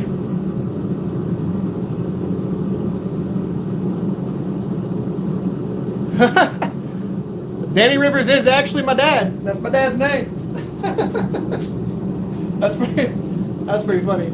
So I didn't even see you until I scrolled up whenever they said, hey, like the whole family's on here. That is funny. All right, coming from this side over here.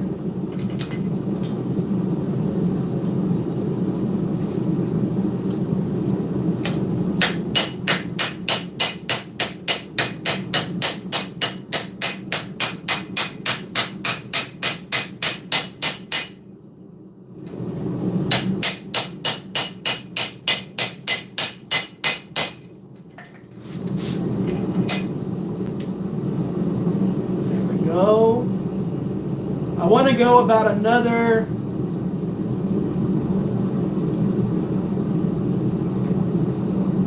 probably about another 1/16 of an inch deeper than that. But we're really starting to look good there with the fullers. There you go. So the fullers are looking good. We just need to go ahead and go a little bit deeper on them.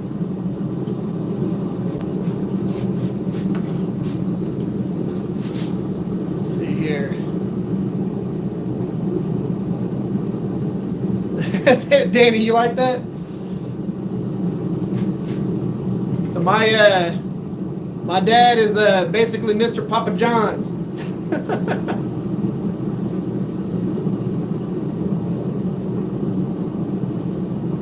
So it's pretty cool.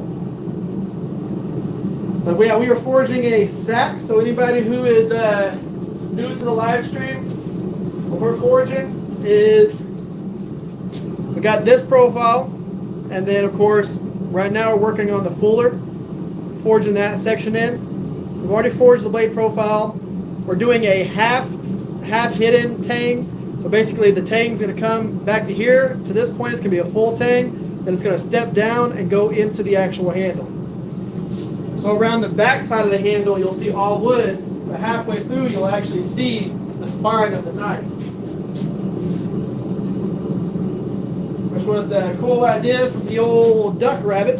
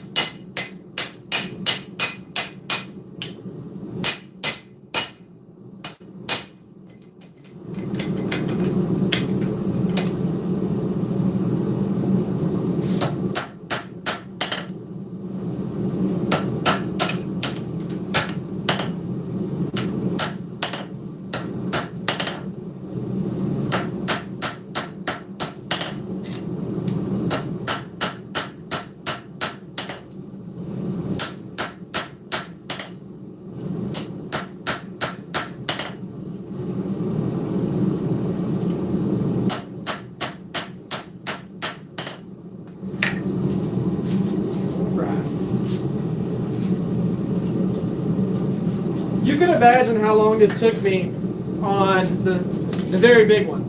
It was not a very fast process. Here. Fast oil for ADCRV2. I don't know if peanut oil works. No, if you're going to use ADCRV2, you need to be using Parks 50. So whenever I'm quenching ADCRV2, it's going to be Parks 50 every time. With 5160, like what I'm working with right now, I'll use peanut oil on that.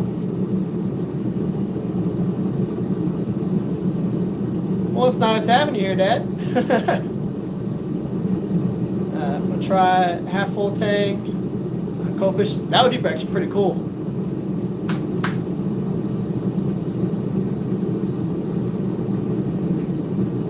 Thank you, Rob. Looks flammable though. Everything looks flammable.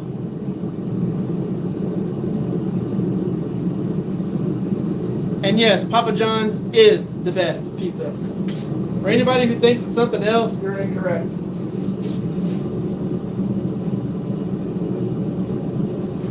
That garlic butter, gotta have that in your life.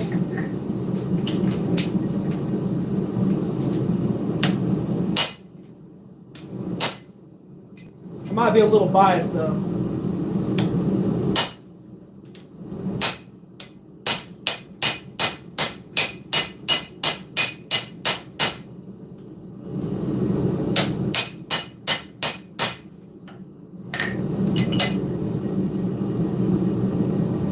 Yeah.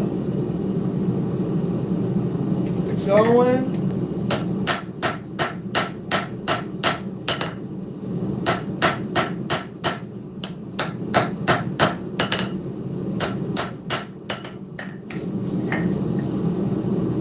Getting a lot deeper now.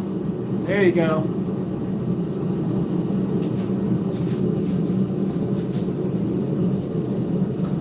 That garlic butter sauce, that's where it's at.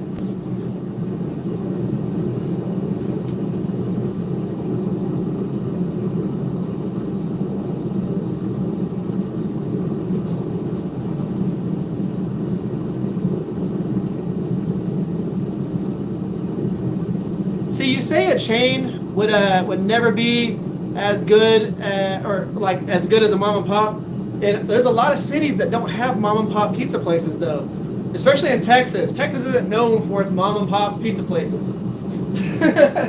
And to be fair, Papa John's is a mom and pop's pizza place to me.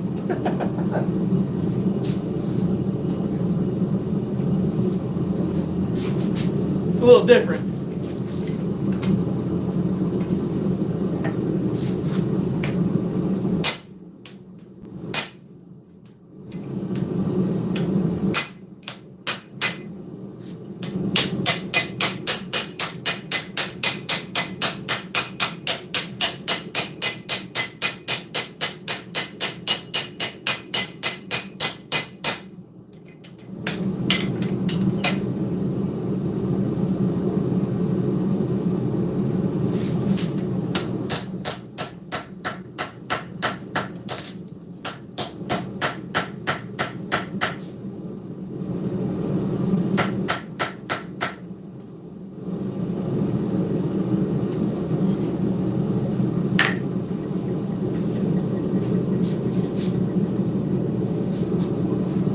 And of course, he's not the only one. My brother Chris also is part of Papa John's. He's got stores as well. Little Caesars. I'll tell you right now, the funniest thing about Little Caesars is my son Xander, my oldest kid, he loves Little Caesars. Absolutely loves Little Caesars. Will not eat Pizza Hut. Will not eat like Domino's or anything like that. The only pizza that he eats that he likes more than Little Caesars is Papa John's, which is randomly enough. But yeah, he loves Little Caesars hot and ready. But me personally, I don't. I think Little Caesars is trash. If you work for Little Caesars, I'm sorry. I'm not trying to be a jerk.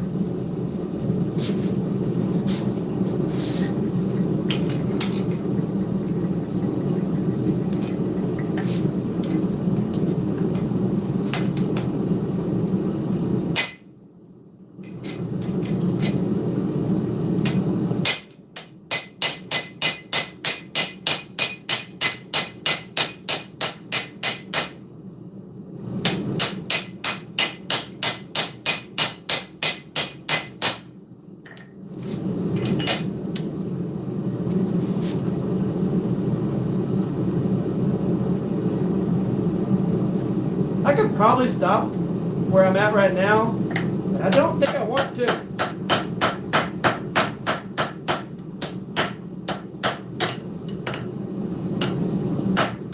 I wanted the fullers to go just a little bit deeper.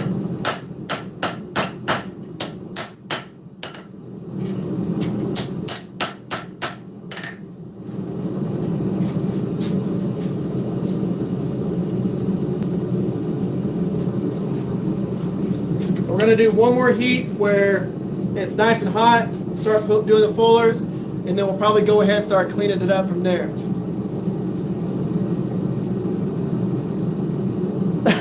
They got Dustin over here. Oh my gosh. Yeah, Dustin's my little brother. So there's this is a lot more family members on than I've had in a while at one time.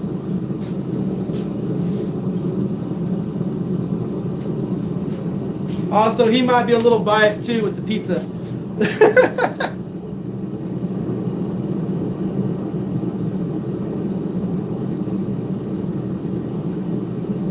That's awesome. What's up, Vance? My other brother. That's my other little brother.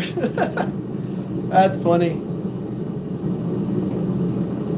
The pizza I miss from Texas is CC's. But I was broke when I lived there. Good old CC's Pizza, man. That's the cheap pizza. I'll give you that. If you're absolutely broke, that's probably the pizza.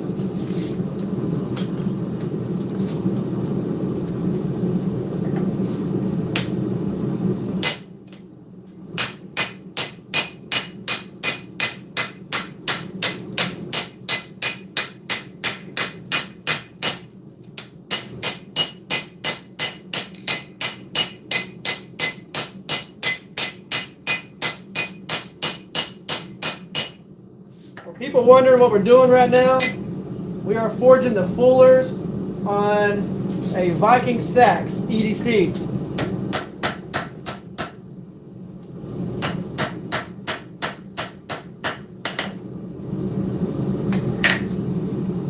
And what that means is we are forging on this profile that I have right here, we are forging this indentation that goes right here.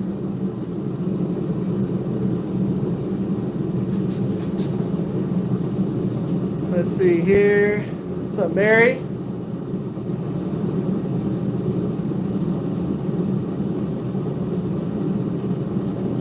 Full-on family reunion, right?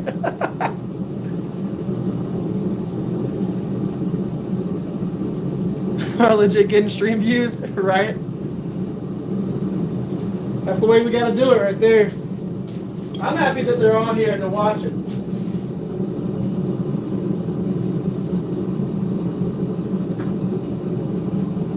Alright. Let's go ahead. A little bit more.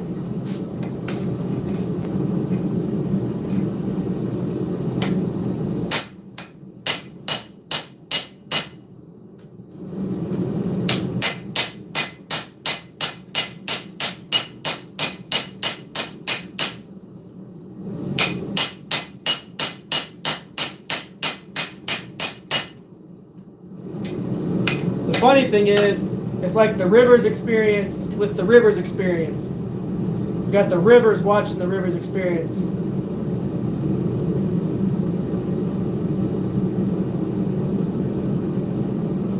Okay, now on this next heat, I'm going to try and focus on the front a little bit, forge that a little bit deeper, and then we're going to planish it. And then we can go ahead and go in and planish the whole entire blade, get it nice and smooth.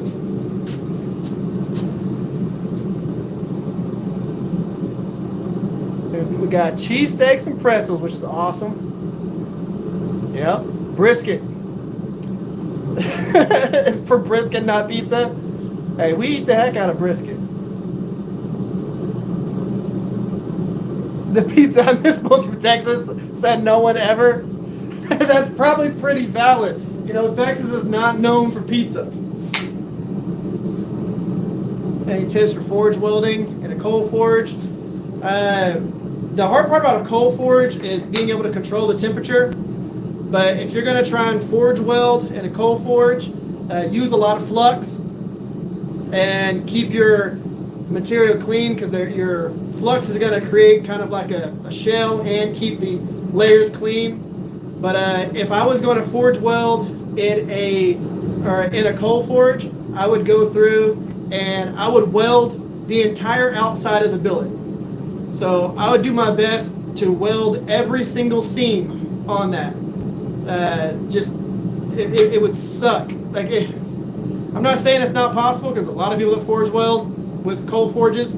I just say that I'm not the expert on it, but I would definitely use a lot of flux and keep it hot. Take most of the FAM works pizza shop. I think it worked. Existence in the 80s. Except Papa John's. Did you work at Pinocchio's in the 80s? Man, you got Pinocchio's, Mr. Gaddy's, Pizza Hut.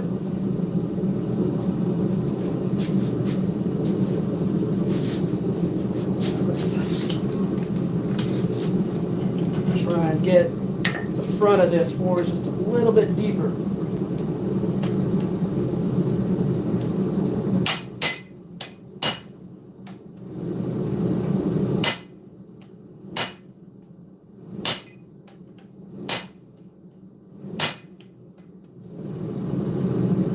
There we go.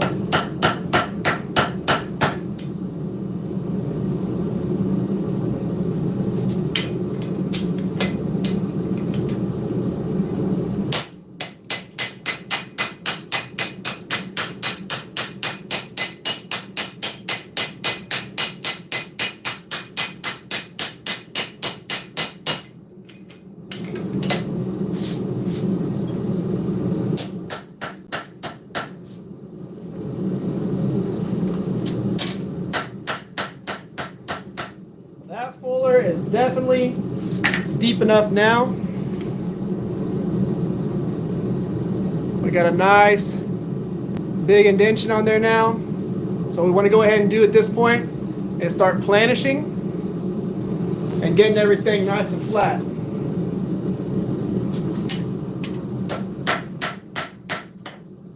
So go back in the forge, heat it up, planish it, center everything. You're all good.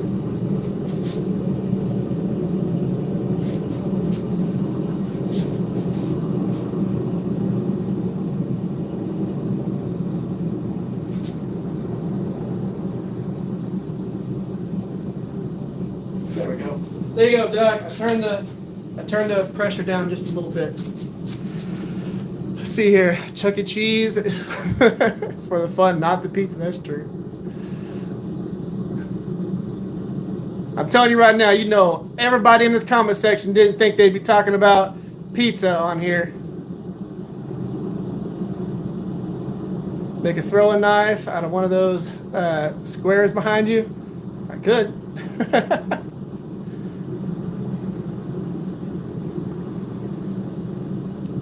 It's a Chuck E. Cheese age. And yes, we'd be done already if I had a striker, but I don't. And yes, I'll have a table there. 13F is the actual table that we'll be at. I'm bringing about 37 knives with me. Yeah, swords, all kinds of stuff. We're bringing everything.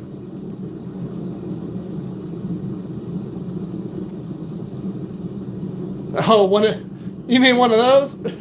There's people that do that on YouTube. Anybody remember when Chuck E. Cheese was called Showbiz Pizza? You better believe it. Remember whenever you could get Showbiz tokens? One of the things that I'm going to do real quick is I'm going to take and I'm going to cool this top die just because it's getting a little too spicy on for my hand.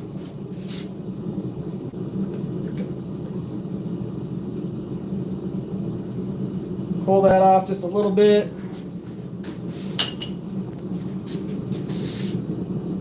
That was getting a little hot. I was having to try and pick it up, and it was just like, just a smidge too spicy. Okay, we're going to go ahead and planish.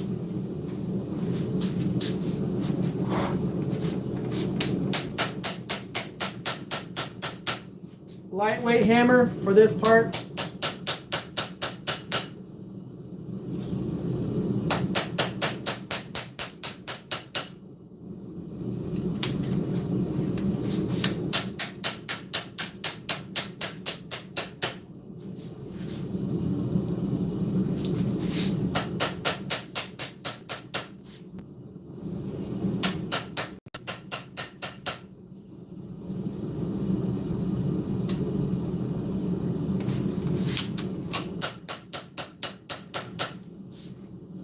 What we're doing right now is just making sure our cutting edge is even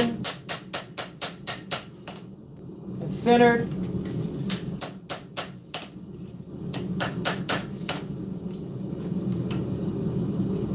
I'm going to flip it to the other side, make sure our tang is good. I'm going to go ahead and pull that guillotine tool out of there. Shift the anvil a little bit.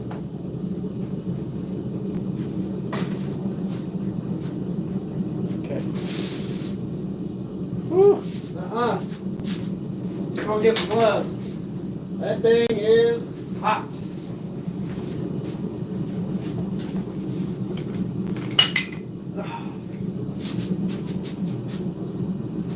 Let's go ahead and just put it in this one. Yeah, that thing's a little spicy.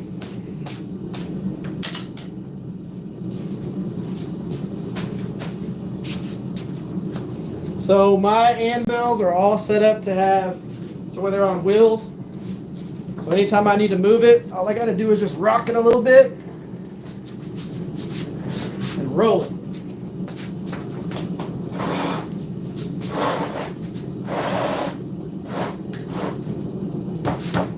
So just like I was saying earlier, move it to this one spot right here. It doesn't move, doesn't budge. Where I had it before, it would automatically move at that point. There we go. Okay, let's see what all y'all are. Let's see what all y'all are typing over here. All of them popping off. So for the knife makers here, it's a Sachs, an actual purpose design for farmers to reuse and repurpose. Yep. Got split and slices over there, handling business with the knowledge. The Sachs was brought from Asia via the Punic invasion. Of course, you got Chris still dropping the knowledge too. What's up, Jonas? How you doing? Ralph, I am a YouTuber. I'm a YouTuber that makes knives. So I do a little bit of both. Knife making, YouTubing. I also mess with a lot of cars, but y'all don't get to see that on YouTube because nobody's really interested in it.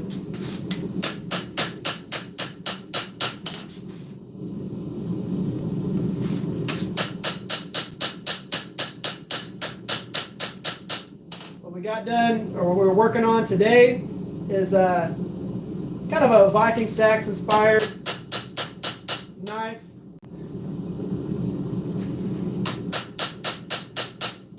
A little bit more traditional blade profile than what you typically see on a lot of Viking Saxes nowadays that are made. For some reason, a lot of people, they like to put very short clips on their Saxes. Mine has quite a long one. And all I'm doing right now is I'm just planishing. I'm not trying to, big heavy swings on this because we're not trying to move a bunch of steel. We're just trying to flatten it, straighten it, and planish.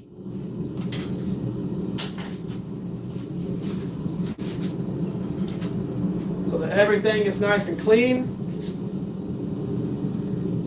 We want to make sure our bevels are centered. So let's see here. Shift that off to the side just a little bit.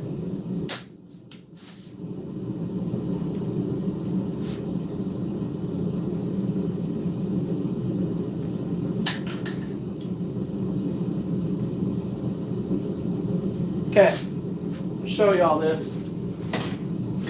So remember, this is going to be a half hidden, half full tang. But we got our profile here. What's going to end up happening is about right here. It's going to step down and go inside the handle. But we got our profile. We got fullers forged in. You see that right there? We got our fullers forged in. We got our bevels done. More of a traditional Sachs profile where the clip starts all the way back here and goes all the way to the front. A lot of profiles that you see with people forging them nowadays, it's almost like a reverse Tonto where it starts all the way up here and then comes down. More like a K-tip Gaiuto. What's up, Knives Templar? What's up, Chip? Hey, Chip, if you would, Knives Templar, give them the discount codes that we have. Give them the Phoenix Abrasive discount code. Give them the Ameribraid discount code, please. But yeah, we got our fullers, hand forged, nice profile, our cutting edge straight with a subtle curve up, that nice long clip. We're going to end up having the full tang through here, and then it's going to step down into the handle, so you'll be able to see the tang from the spine. We've got a nice straight blade, nice clean profile, nice straight down the spine. I was not on Forged in Fire. If they decide to let me on there, I definitely will. Oh, whoa. What do we got here? We got Duck Rabbit and the Duck. What the heck? What's going on here? I've got a lot of friends that have been on there and won. And yes, that is a Corey, that is an auto body hammer. I use that for all my planishing. I was talking about it earlier. I've had that thing for about 26 years.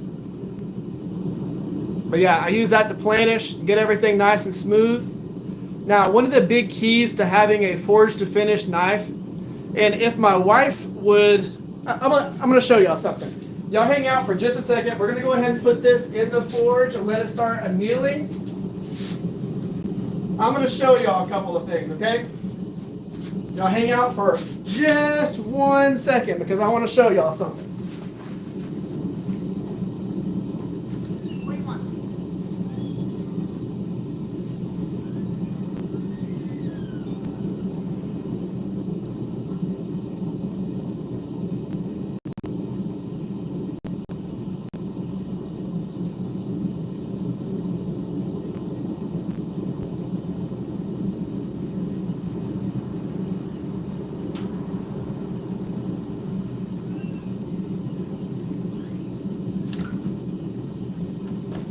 Okay, I'm here. I didn't disappear. I didn't vanish. Duck probably said I disappeared off the face of the earth. So I'm going to show y'all a couple of things. Let's go ahead and put this down on here because I don't want to put them directly on that. So I'm going to show y'all the reason behind doing the planishing. There's a few things that happen whenever you planish, and it's going to make your life a lot easier, okay? So, see what y'all are saying whenever I bounced off here.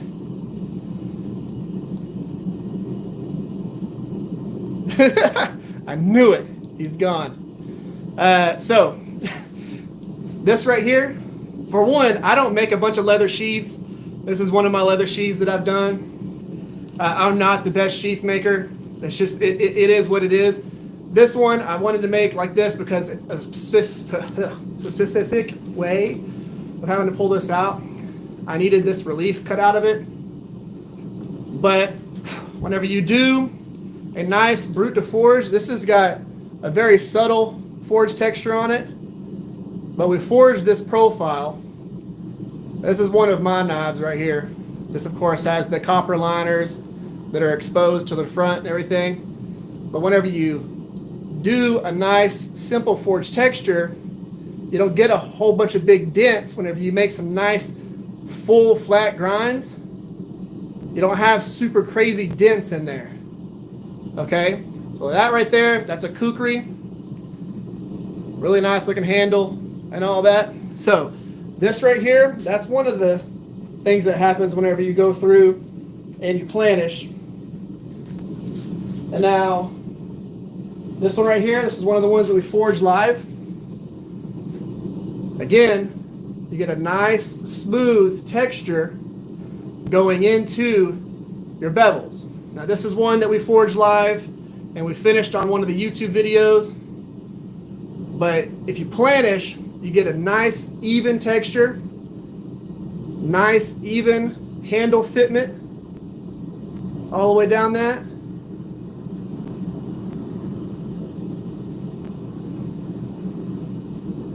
That's what you're going for. That's the reason why we planish. We make sure that everything looks good. Now I'm going to show you something. I thought about this one because we're going to be doing a half hidden tang. So this right here, this is a frame handle. So basically it's a hidden tang. The handle, instead of being one piece, is segmented. So basically the way this is going to end up happening with this handle is the tang is going to come all the way down to about right here where the black and green is. It's going to come down to about right there, then it's going to disappear into the actual handle, and you're going to see wood all the way around this whole entire section. Now, of course, this is another one. It was a brute to forge. And I'm all about having the texture contrast, okay? That, move y'all up just a little bit. That texture contrast is huge for me. I want to have a nice clean texture going into nice smooth bevels. And I'll show y'all another one that I have back here that's ready for a maker's mark.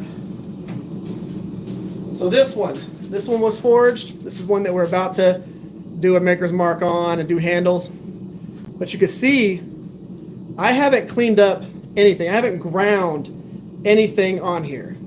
This is purely forged, and you can see how flat that spine is. Okay, if there was a bunch of big dents, you'd be able to see it against my face there. So when we're planishing, we are going for something like that, so that everything's nice and even, nice and smooth, and there's not a ton of work that you have to do to sit there and grind on it or anything like that.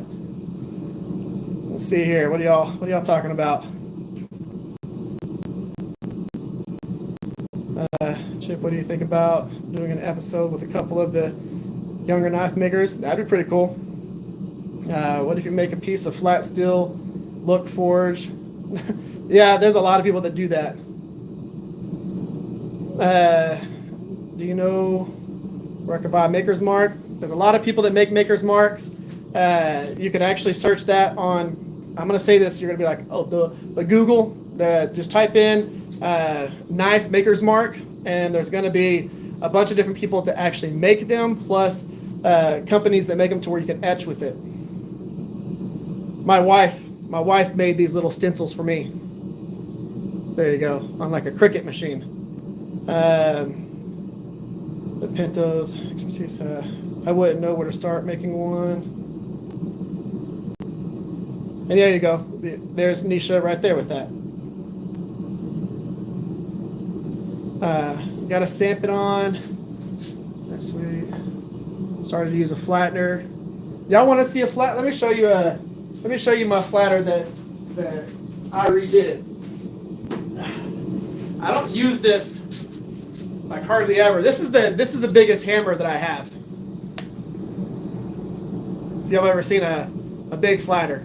So this is almost the same size as the face of my anvil. So I redid this a while back. I've used it a few times. You can see my little dents in the backside there. But yeah, that right there is a vintage one that had no handle on it, that I went through and cleaned up, squared everything up, flattened everything back, and did all that, and then of course rehandled it. And I rehandled it in a way to where It's easy to hold and hit, but this is not a hammer that you swing. You don't swing with this. Let's see here. ABS judging evals in June. I know there's got to be some. You can make your own. Time for stencil. Yep. That's what mine are. Mine are just one-use stencils. Started making them at 15. Making me feel old. How old are you, Duck? Because if you say 25, stop. You're not old. He's going to be like, 20.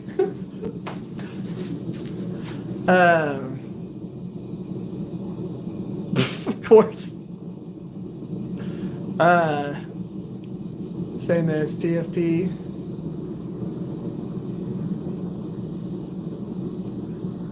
You covet my flatter? Well, thank you, Chris. The best part is 17. The old guy. But yeah, that flatter is way easier to use whenever you have another person using it, but I did make it to where I could easily use it myself for whenever I need to do that. There's going to be certain projects where that is necessary. So if I'm making something that's like a sword that I need to be able to flatten it over a bigger, I guess you could say length and width and all that stuff, I'm going to use that before I will use my little auto body hammer. That auto body hammer is not going to do anything to that. That flatter, that thing is going to make your life a lot easier whenever you've got to do bigger projects. Plus, let's say you're doing, let's say you wanted to forge a knife to profile, and I'm going to go ahead and turn this off and close it. Let's say you want to forge a knife to profile, and you want to, it's just a simple smaller knife. You can use that flattener, and it keeps you from having to use your surface grinder attachment and all kinds of different stuff to clean it up. Want to forge knives, but I just cut them out. That's perfectly fine. Let me tell you something. Stock removal is still knife making. You can be a stock removal knife maker and still make knives. So whenever I'm making a knife like this, you got to do two things. You got to, if you do it like me, you would forge it, and then you do stock removal. But this profile is based on a profile that I sell on my website. So I have these different profiles right here. Okay. This one is that one that I just had up here. People purchase these so that they can do stock removal for them. You don't have to forge it. Making knives with stock removal is still knife making. As long as you can get the heat treat right and the handle ergonomics right, you're good. Whenever I did these profiles, I did all the handle ergonomics for you, so all you got to do is just get the heat treat right. But that's what makes a knife a not knife-shaped object. A knife-shaped object looks like a knife, but doesn't perform like a knife. It gets dull real quick, has an uncomfortable handle profile. But if you do a nice, comfortable handle profile and you get a nice heat treat on it so it has good edge retention, whether you forged that knife, whether you made it by stock removal, it doesn't matter. You're still a knife maker. Now, of course, there might be a difference between a knife maker and a bladesmith. So a stock removal knife maker versus a bladesmith.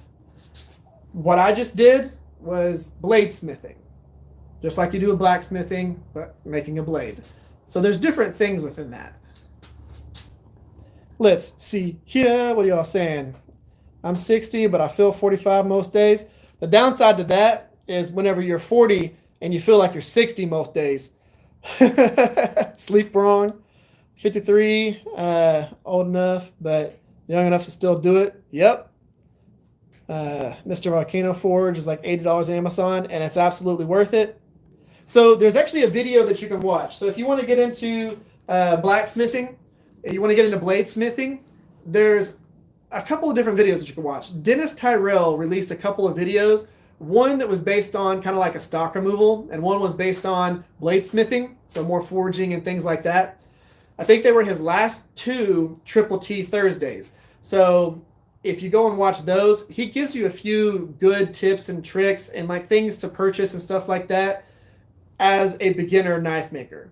Now, most of his videos are actually set up for the more advanced knife maker, more complicated Damascus and stuff like that. I tend to do more beginner, intermediate knife makers.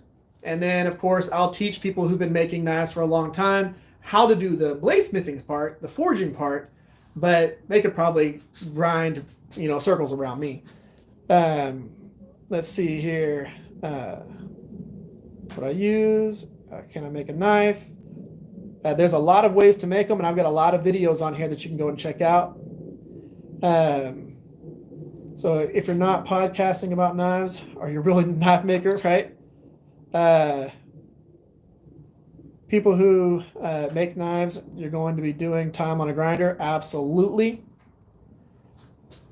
So when it comes to it, if you want to be a good knife maker, you got to get your stock removal game down. You could be an amazing bladesmith, amazing at forging knives, but if you want to make nice, clean knives with good fit-ups, good handle fit-ups and things like that, you're going to have to do some stock removal. You're just going to have to do it. You can't make a good, clean knife with good, clean bevels unless you get good at the grinder, especially if you're going to do something that's got a recurve on it or something like that. You need to be able to take the time and get confident with your grinding so that you have nice, clean bevels. If there was a bunch of waves in this, you see these lines that are going sideways right here? There would be a bunch of waves in those, but you see how they're nice and straight as they come across there? That is the amount of time that I spent focusing on my grinding, being a good stock remover. So whenever I first started making knives, I focused more on the stock removal side of it because it's easier to focus on that side, get really good at that, comfortable at that, and then go blacksmithing. Now, the benefits of, I say blacksmithing, but the benefits of bladesmithing versus stock removal is maximizing your material. If you are bladesmithing, if you are forging the actual steel, is it going to make it a superior steel? Is it going to make it a strong steel? Did me forging this knife right here, this big old knife, did me forging this made this knife better? Or make this knife better? Nope. It did not. It didn't make this knife any better. It didn't make my steel superior. But what it did do was it let me take a piece of steel that was this big and turn it into a knife this big. So forging is going to let you maximize the material.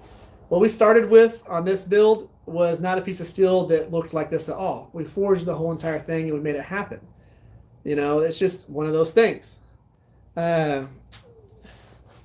See here, what do you got here? I guess I'm going to have to listen to the Templars because the junkie and the perspective are boring lately. That's what I'm talking about. And then Snowflake, Damascus, Raindrop, Feather. Yep. So the actual, the funny thing is, see if these are full enough for me to hold yet.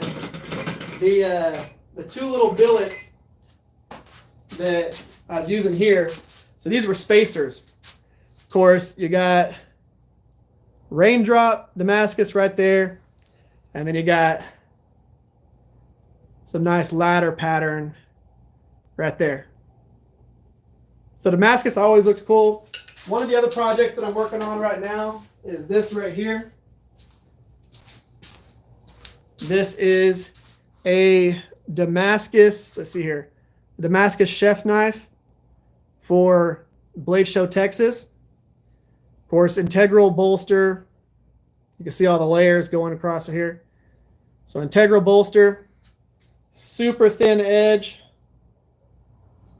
and then a nice distal taper throughout that spine, nice thin spine. But that right there, that's one of the chef's knives that I'm working on right now for Blade Show Texas. That is going to have an amazing handle. I showed that a minute ago.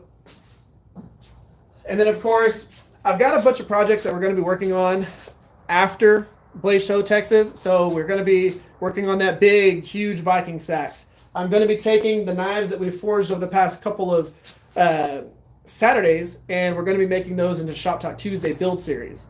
So that's going to be pretty cool. Yeah, and I don't water quench. The only time that I've water quenched something was I dipped the edge into the water. And this was on a Tonto that I did. I dipped the edge in the water, so just the edge into the water, and then went straight into oil. So I did like not even a second, just water, oil. And what that did was that actually gave me the hamon that I was looking for and gave me that slight curve to the actual blade profile. And gave me a nice hamon that stood out real well. But you got to make sure you're using the right steels for water quenching. You know, I did that with 1095 and it was fine. You can brine quench 1095 and stuff like that. I really wouldn't suggest it. You're going to risk hurting things. But there's a lot of things that you can do with water. The funniest thing that I see when it talks about quenching, I watched a video, a YouTube short, like 2 days ago, and they quenched their knife in a red Solo cup. I'm not talking about like just a red Solo cup. They took a knife, I think it was one of my EDC size, like this right here. They quenched that bad boy. Red Solo cup. That was crazy. I've seen some stuff. Okay? I've seen some stuff. Quenching in a red Solo cup is crazy. Like, it's absolutely nuts. I can't understand that. You lose 50% the steel every forge weld. Whenever you are forge welding, you're going to be grinding and cleaning things up. Steve was actually working on a pretty cool project. He's working on his sword build, and I really like that. I am super ready to be able to do the next parts on this. Of course, this is again the one we forged last weekend. What we forged today was the baby version of this. And my goal is whenever I finish the other one, I want it to have a similar handle to this, like material wise. But yeah, that is a big, really big knife. You know, this is the whole, that's not a knife, this is a knife type deal. That's that. This is going to be for the Viking Challenge. One of the things that I wanted to do, I know that there's going to be a lot of people that are going to make Damascus builds for their Viking Challenge. I did not want to do a Damascus build with my Viking Challenge. I challenged somebody to go and try and find a Viking era sword or knife that was made out of Damascus or layered steel. You're really not going to see that. I used glass mason jar. I've seen people do that. I've seen people use the glass jars. Just like Miss Rivers right there said, I do have several knives on the website, a whole bunch of them. So you can always go scoop those up. But now, when it comes to the sword challenges and the different knife challenges, there's going to be a lot of people making Damascus, and I've never seen a traditional Viking sword or sax or anything like that was made out of Damascus. And I wanted to do mine pretty close to what they were. So the profile that I did was more traditional leaning. And, the fullers forged, the blades forged, the profile, all that stuff. The way I did my profile is more traditional. And I wanted to go that route just because I thought that it would stand out. It would be something different. So that's why I did this. Again, I wanted this longer clip on here. I wanted this slight curve right here because you'll see that on a lot of them. What most people do nowadays is they take a rectangle. So their saxes would have about, let's see if I can actually just get a piece of paper or something like that to block this off. Okay, so a lot of saxes that you see nowadays are like this. Maybe about like that right there. So you're going to see a lot of them. They're going to have that much of a clip to it. Which, you see that and you're like, okay, there's a lot of Viking saxes like that. Some of them might even go to about right there. But that is what you're typically going to see when you look up, old pictures of them and things like that. It's got a slight curve. A lot of them that you see, they're just rectangles with the tip cut off like this. So the bottom's really flat and it's just got a little edge that comes up. I wanted to do something that was very traditional. I wanted to forge the fullers. I wanted to do the stuff like they would have done back then. That was my goal with this particular build. was doing something like that. I think it's going to work out. I did a wrought iron wagon wheel sandmai from a Viking challenge, kind of trying to make it look rustic and weathered. Hell yeah. And now I need to make sure everybody understands something. Whenever I see these people's Damascus, Viking challenge builds, I'm going to sit there and go, holy crap, that is amazing. I'm not going to be like, nah, not traditional. Armchair warrior the hell out of them. But, depends on your definition of Damascus. Bloom still. Yeah, so you're going to see stuff like that.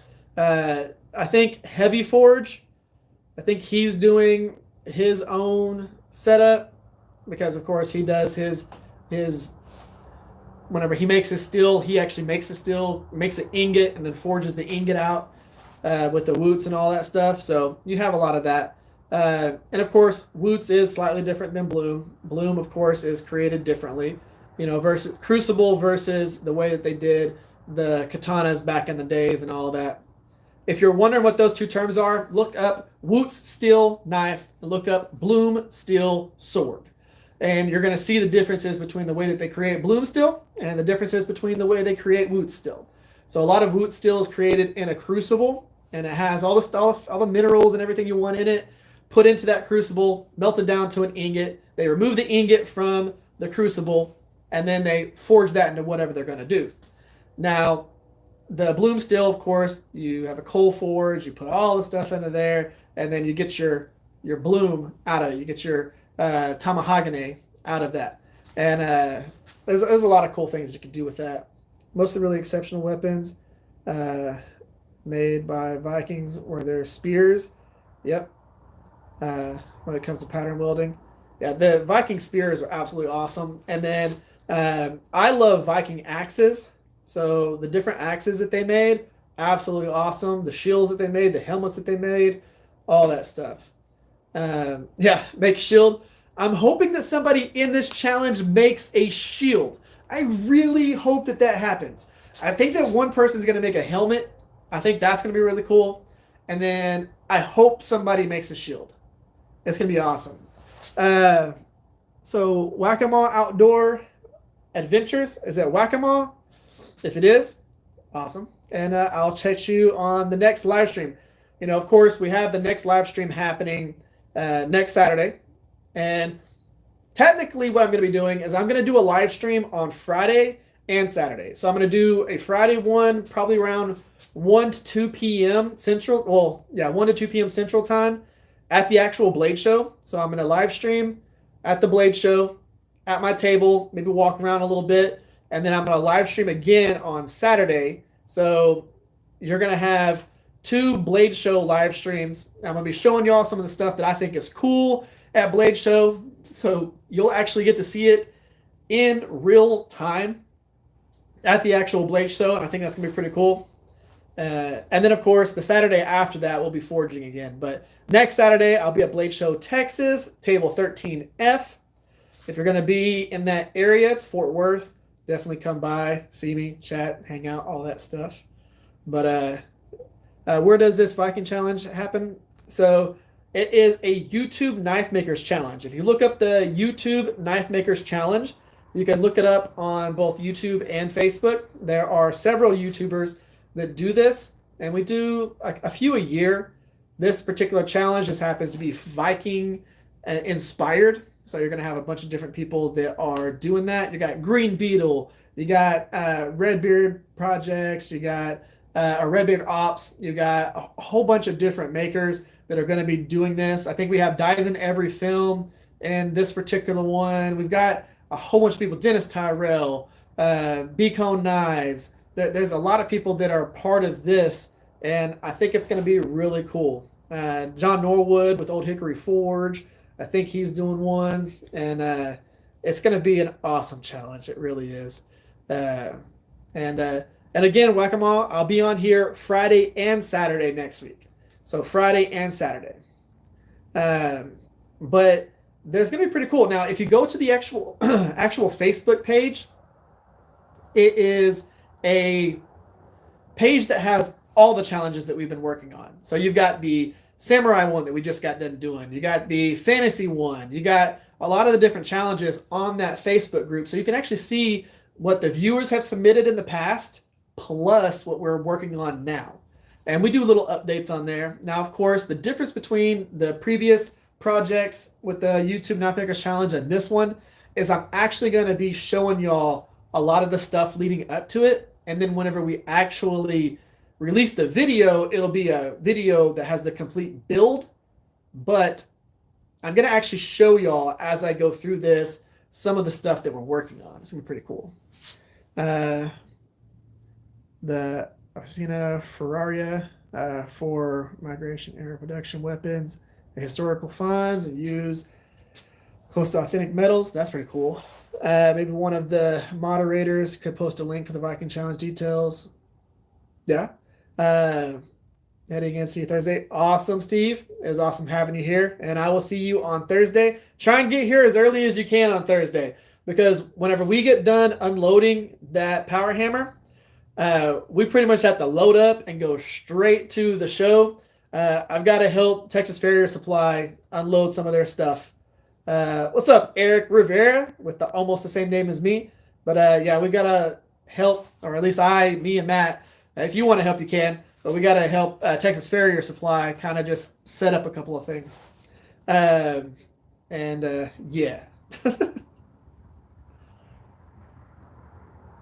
So, I mean, it's going to be, do I do forging every day or not? I don't forge every single day, but I do a lot of forging throughout the week. I had, especially leading up to Blade Show, I had to make a lot of knife profiles and forge a lot of knives. With me becoming a full-time knife maker, I had to maximize my steel as much as possible, because any steel that I used that did not get forged was me wasting money. So if I did stock removal and I cut off any parts of steel to pieces that I couldn't use, I wasted money. So forging everything that I could forge is what saved me money. And I was able to make little pieces of steel stretch to bigger pieces of steel to be able to make bigger knives. And bigger knives, you can sell for more. How do you come up, or how do you YouTube channels come up with the options for the challenges? We talk about it in our chat groups, our Discord channel, and we kind of poll ourselves and figure out a few that we want to do, 2 or 3 of them, and then we actually put it in the voting link with all the different channels that you can vote for their builds. At the bottom of it, it'll say, which challenge do you want to do next? This one, or this one. And whichever one of those gets the most votes, that's what we do for the next one. And of course, Viking Challenge won this one. I wanted the Post-Apocalyptic Challenge to win, but the Viking Challenge won, and I was like, I want to do a Viking Challenge anyways, so I was cool with that. I'm hoping that the Post-Apocalyptic Challenge wins on the next one, or like a sci-fi challenge. Do I forge in coal nope? I use a propane forge to do all of my stuff. You can really control the heat a lot more than a coal forge. Web link for the details for the Knife Maker Challenge. Yep. Hope to get my steel this week from an entry. Eli, are you going to be posting updates on yours in the YouTube Knife Makers Challenge Facebook page? That'd be really cool if you did. Because I went to forge one day, but I don't have the equipment. You don't need a ton of stuff to be able to get into forging. I make my forges, so you can make them. You don't have to buy some fancy forge. Now, of course, there are Mr. Volcanoes and forges like that are a little bit less expensive that you can buy. Like I said earlier, Dennis Tyrell has a couple of videos out right now, Tyrell Knife Works, that kind of give you a rough idea of what you could do to start forging or doing stock removal. So the Discord's it's not my Discord. It is the YouTube Knife Makers Discord. Now, I have thought about doing a TRE Discord. So that will probably be happening here pretty soon.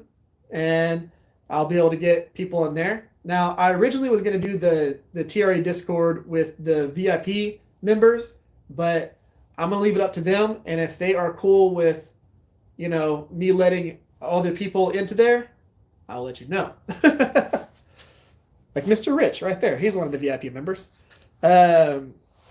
So let's see here. Plan on posting updates under my Forge page. Stay Wolf Forge, cool. I'll go ahead and I will follow your Stray Wolf Forge. If that's on Facebook, I'll follow you today.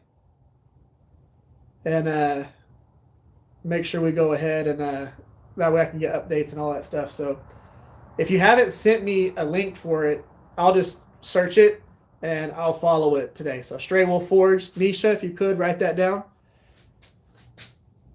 See you later, Slices. Good old splitting slices. It's awesome having you here, of course. All right, Eli. Yeah, I'll definitely follow you on there. I built Coal Forge, 30-gallon air compressor tank, and a hair dryer. See, that's one of the coolest things about a Coal Forge is you can build them out of almost anything. I've seen people dig holes in the ground, use a hair dryer, and make a Coal Forge. And coal forges get hot enough to forge weld and do all that stuff. So if you're crafty enough to make a coal forge and use that thing, you're a champ. You really are. So just so everyone's aware, the guy left, his wife and kid are getting caught. Oh. That's weird, Aaron. Okay, so... let's see here. See you at the show. I'm looking forward to hanging out, Jason, just like always. And make sure you come and hang out at the booth. You know, plenty of times, man. I love talking to you, and it's real cool being able to hang out. You prefer coal over gas, Mule? I think that's cool. If you're good at using coal forges, I think you should absolutely do that. That is awesome. I don't really do coal forges. I've had several coal forges. Now, will I eventually try out a coal forge? Yes, just because I want to try it out.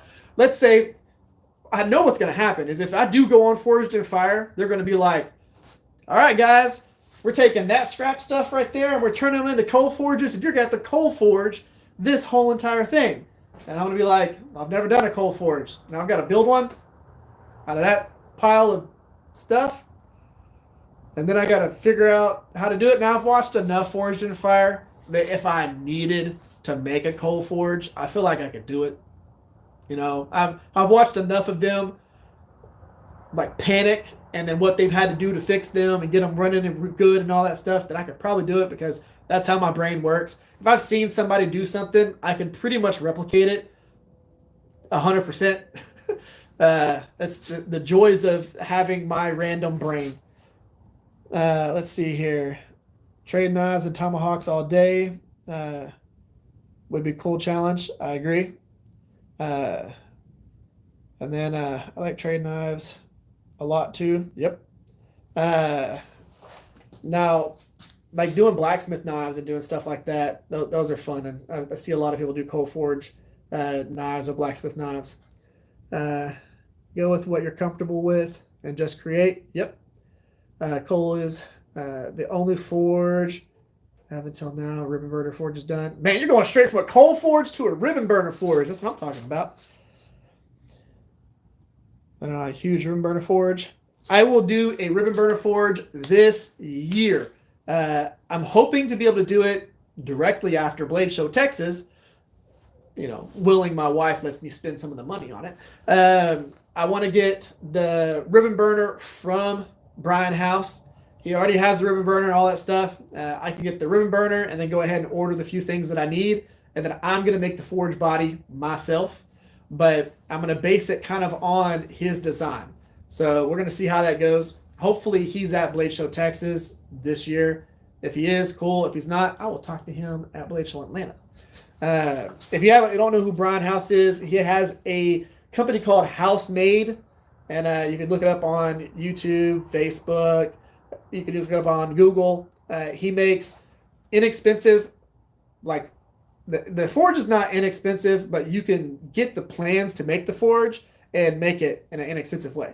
Or you can do his grinders that are made to where you can build the actual grinder and you do all the welding and all that stuff. And that saves you a lot of money. It's probably one of the least expensive grinders that does a lot of stuff that you can get.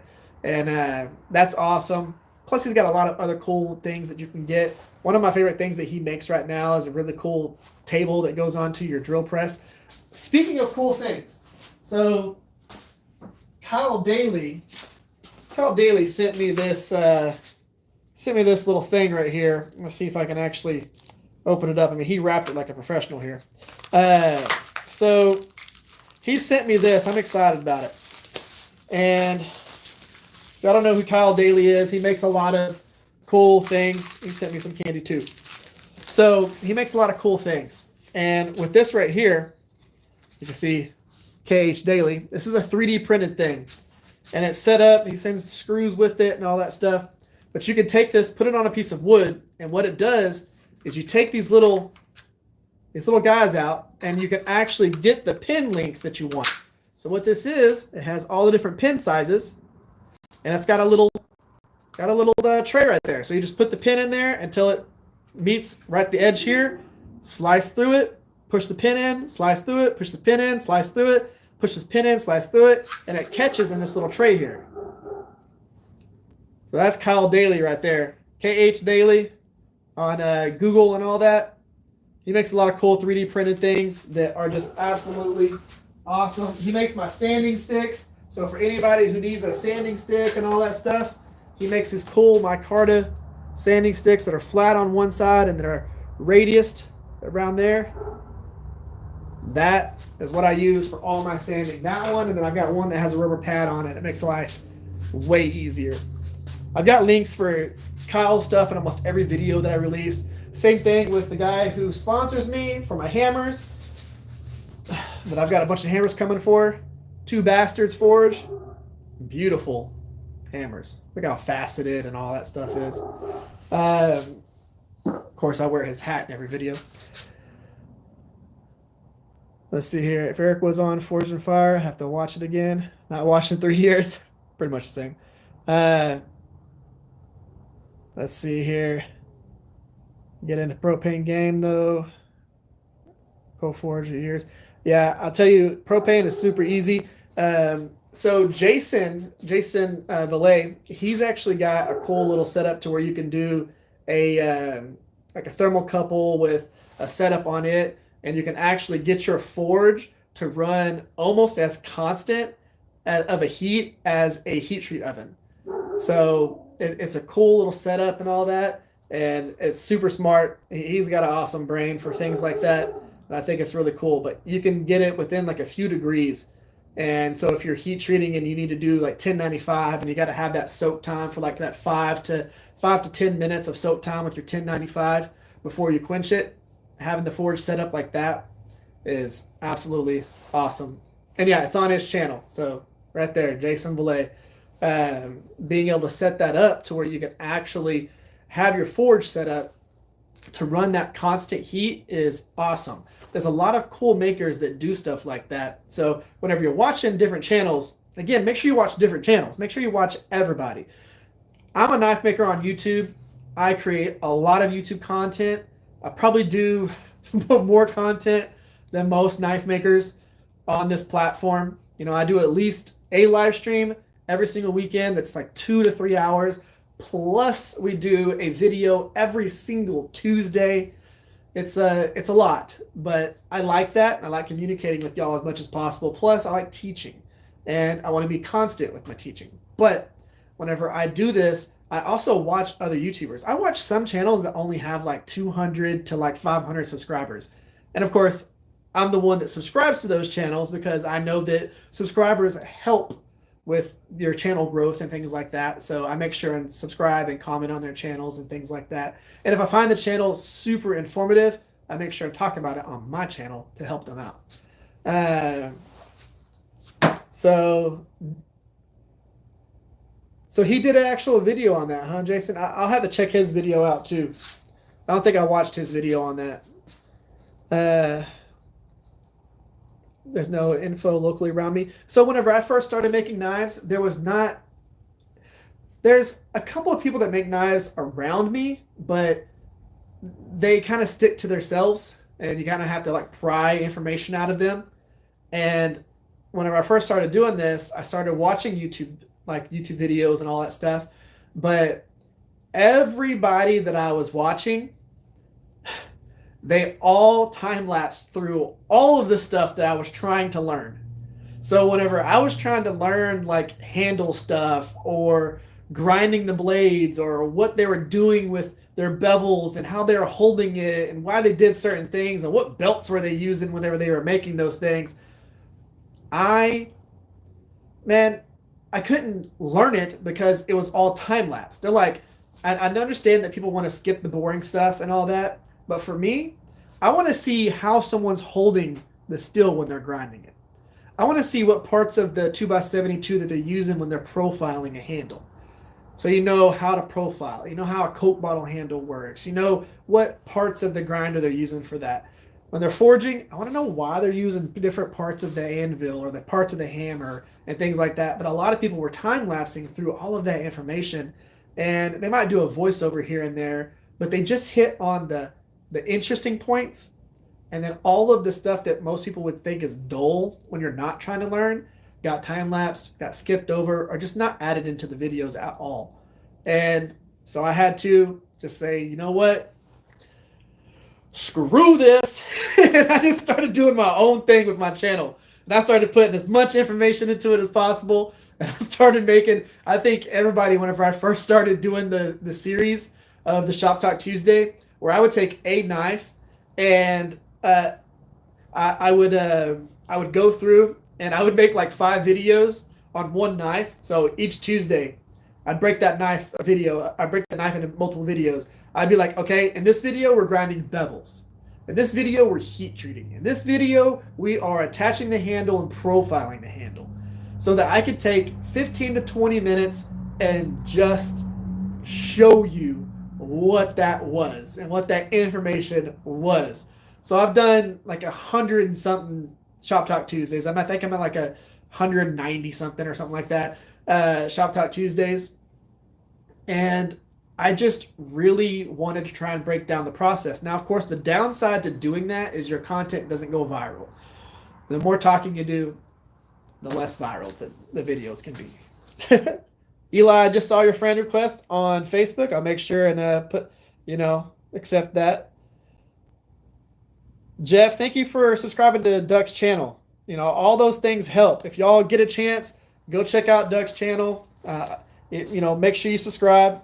Getting someone over 1,000 subscribers is key because that gets them monetized. Well, technically, there's the 1,000 and then like X amount of hours watched, but it's very beneficial. I remember whenever I got my first 1,000 subscribers, it was awesome. I did YouTube for like a year before I got my first viral video, and then of course I went from like hitting my first 1,000 subscribers to like 5,000 in like a week. But it was pretty cool. Biggest advice I have during a hammer in is not to watch the metal, watch my hands. That is true. Okay, so you kind of want to do a little bit of both. So whenever you're forging and you're doing that process, you want to make sure that you are over the material as much as you can. Now, there's going to be times whenever I'm coming back here and I'm doing this, but I'm looking at what's going on with this, and I'm treating myself like a power hammer, okay? So a power hammer is going to stay in the same position. It's going to hit right here. So whenever we are over the anvil, it's going to hit the same exact spot. And what you're going to do is you're going to move that steel as you're going, okay? So whenever I'm forging, I am moving the steel back and forth and keeping my hammer in the same spot on the anvil. So if I'm working into this little area, this little heel here, I'm going to take and I'm going to rock the blade while my hammer stays in the same position and then keep it going. That is going to be how it is. If I was Wrangler Stars, brother, I'd have a different hat on. You got to wear that goofy red hat. So there is a little bit of everything. You want to pay attention to what your hand's doing. You want to pay attention to what your hammer's doing. And you want to pay attention to what section of the hammer and anvil you're using, because they do different things. Let's see here. Yep, definitely subscribe to Mule as well. I am. Let's see here. Hey, just showed up. What's going on? We just got done forging a knife. So I'm going to show y'all because I could probably go ahead and take it out now. We have it kind of in like in a kneeling phase right now. I'm going to go ahead. We'll just use these tongs. So we forged out this knife that is all crazy looking right now. And go ahead and probably take some of this crap off of it.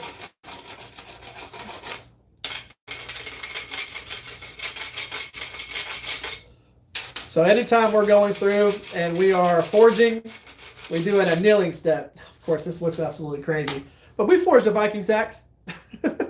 Just EDC sax. We did. We forged the fullers into it, which you can kind of see right there. And I'm just going to toss this back in the forge for right now.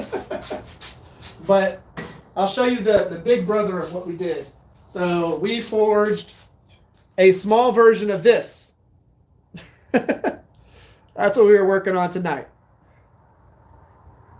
We made a small version of this big guy. We forged in the fullers, profile, bevels, all that stuff. Let's see here. Oh, but I can see where you're coming from. Third cousin. Well, I'm happy that you're here for the conversation. Plus, you can always watch. So what happens is after these live streams end, you'll actually be able to watch the video as a video. So as soon as it ends, it'll start loading as a normal video, and you can go and watch that and watch it as fast as you want to. Let's see here. Any tons of techniques in the videos. Well, thank you, Eli. I'm happy that y'all appreciate that. Where's the best place to get steel? Of course, I get a lot of my steel from Pop's Knife Supply.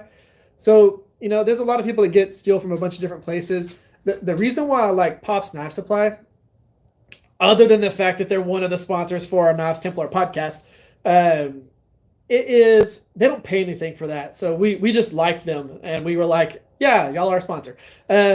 So what they do is if you buy something and they charge you shipping on it, and then the shipping ends up being less than what they charged you, they will refund the extra shipping. Where a lot of companies would be like, oh no, shipping's shipping.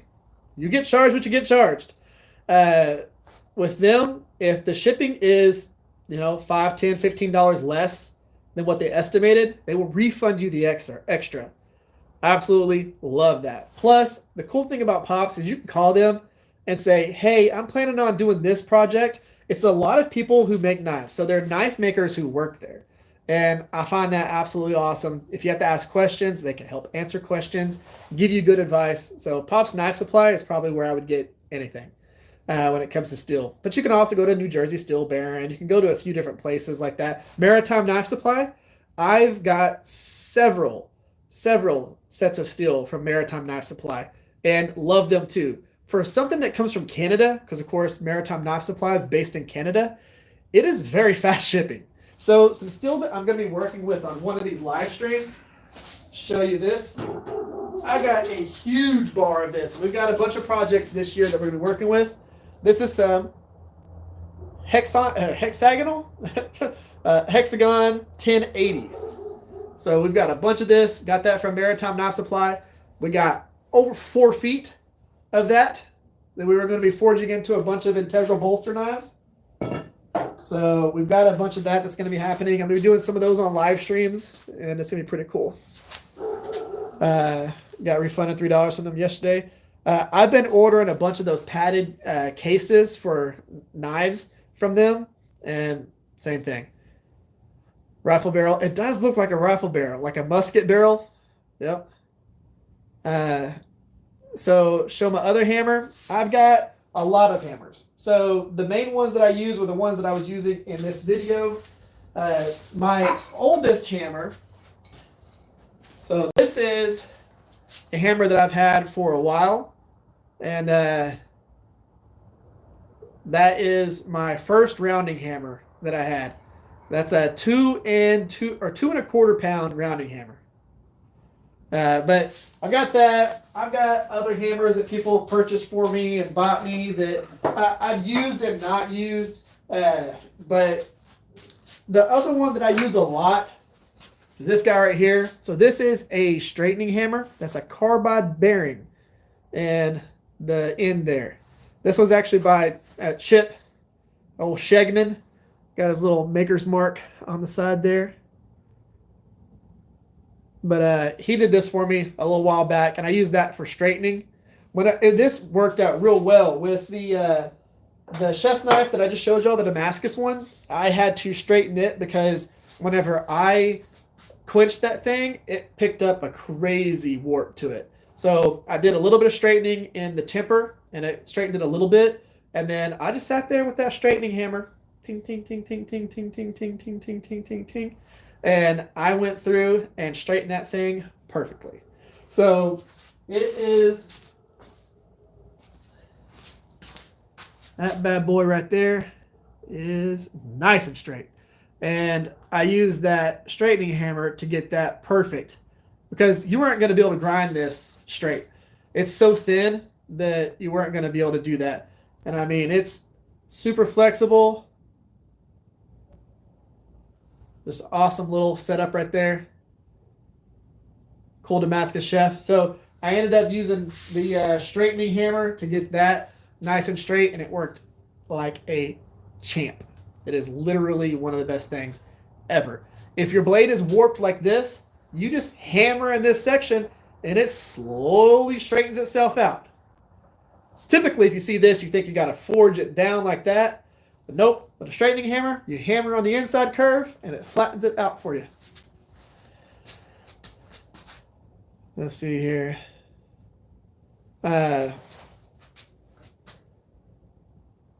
then that's cool. Okay, so guys, we are right at about that 3-hour mark, and I'm gonna go inside and eat some food. I want to thank everybody for participating in this, being in the comment section, all the viewers that were here. 2 things real quick. One, we've got a video that's coming out on Tuesday that I'm going to be talking and doing all that stuff. So we've got that happening. So Tuesday, Shop Talk Tuesday is going to be a Shop Talk Tuesday where we're going to actually talk, chat, do things like that.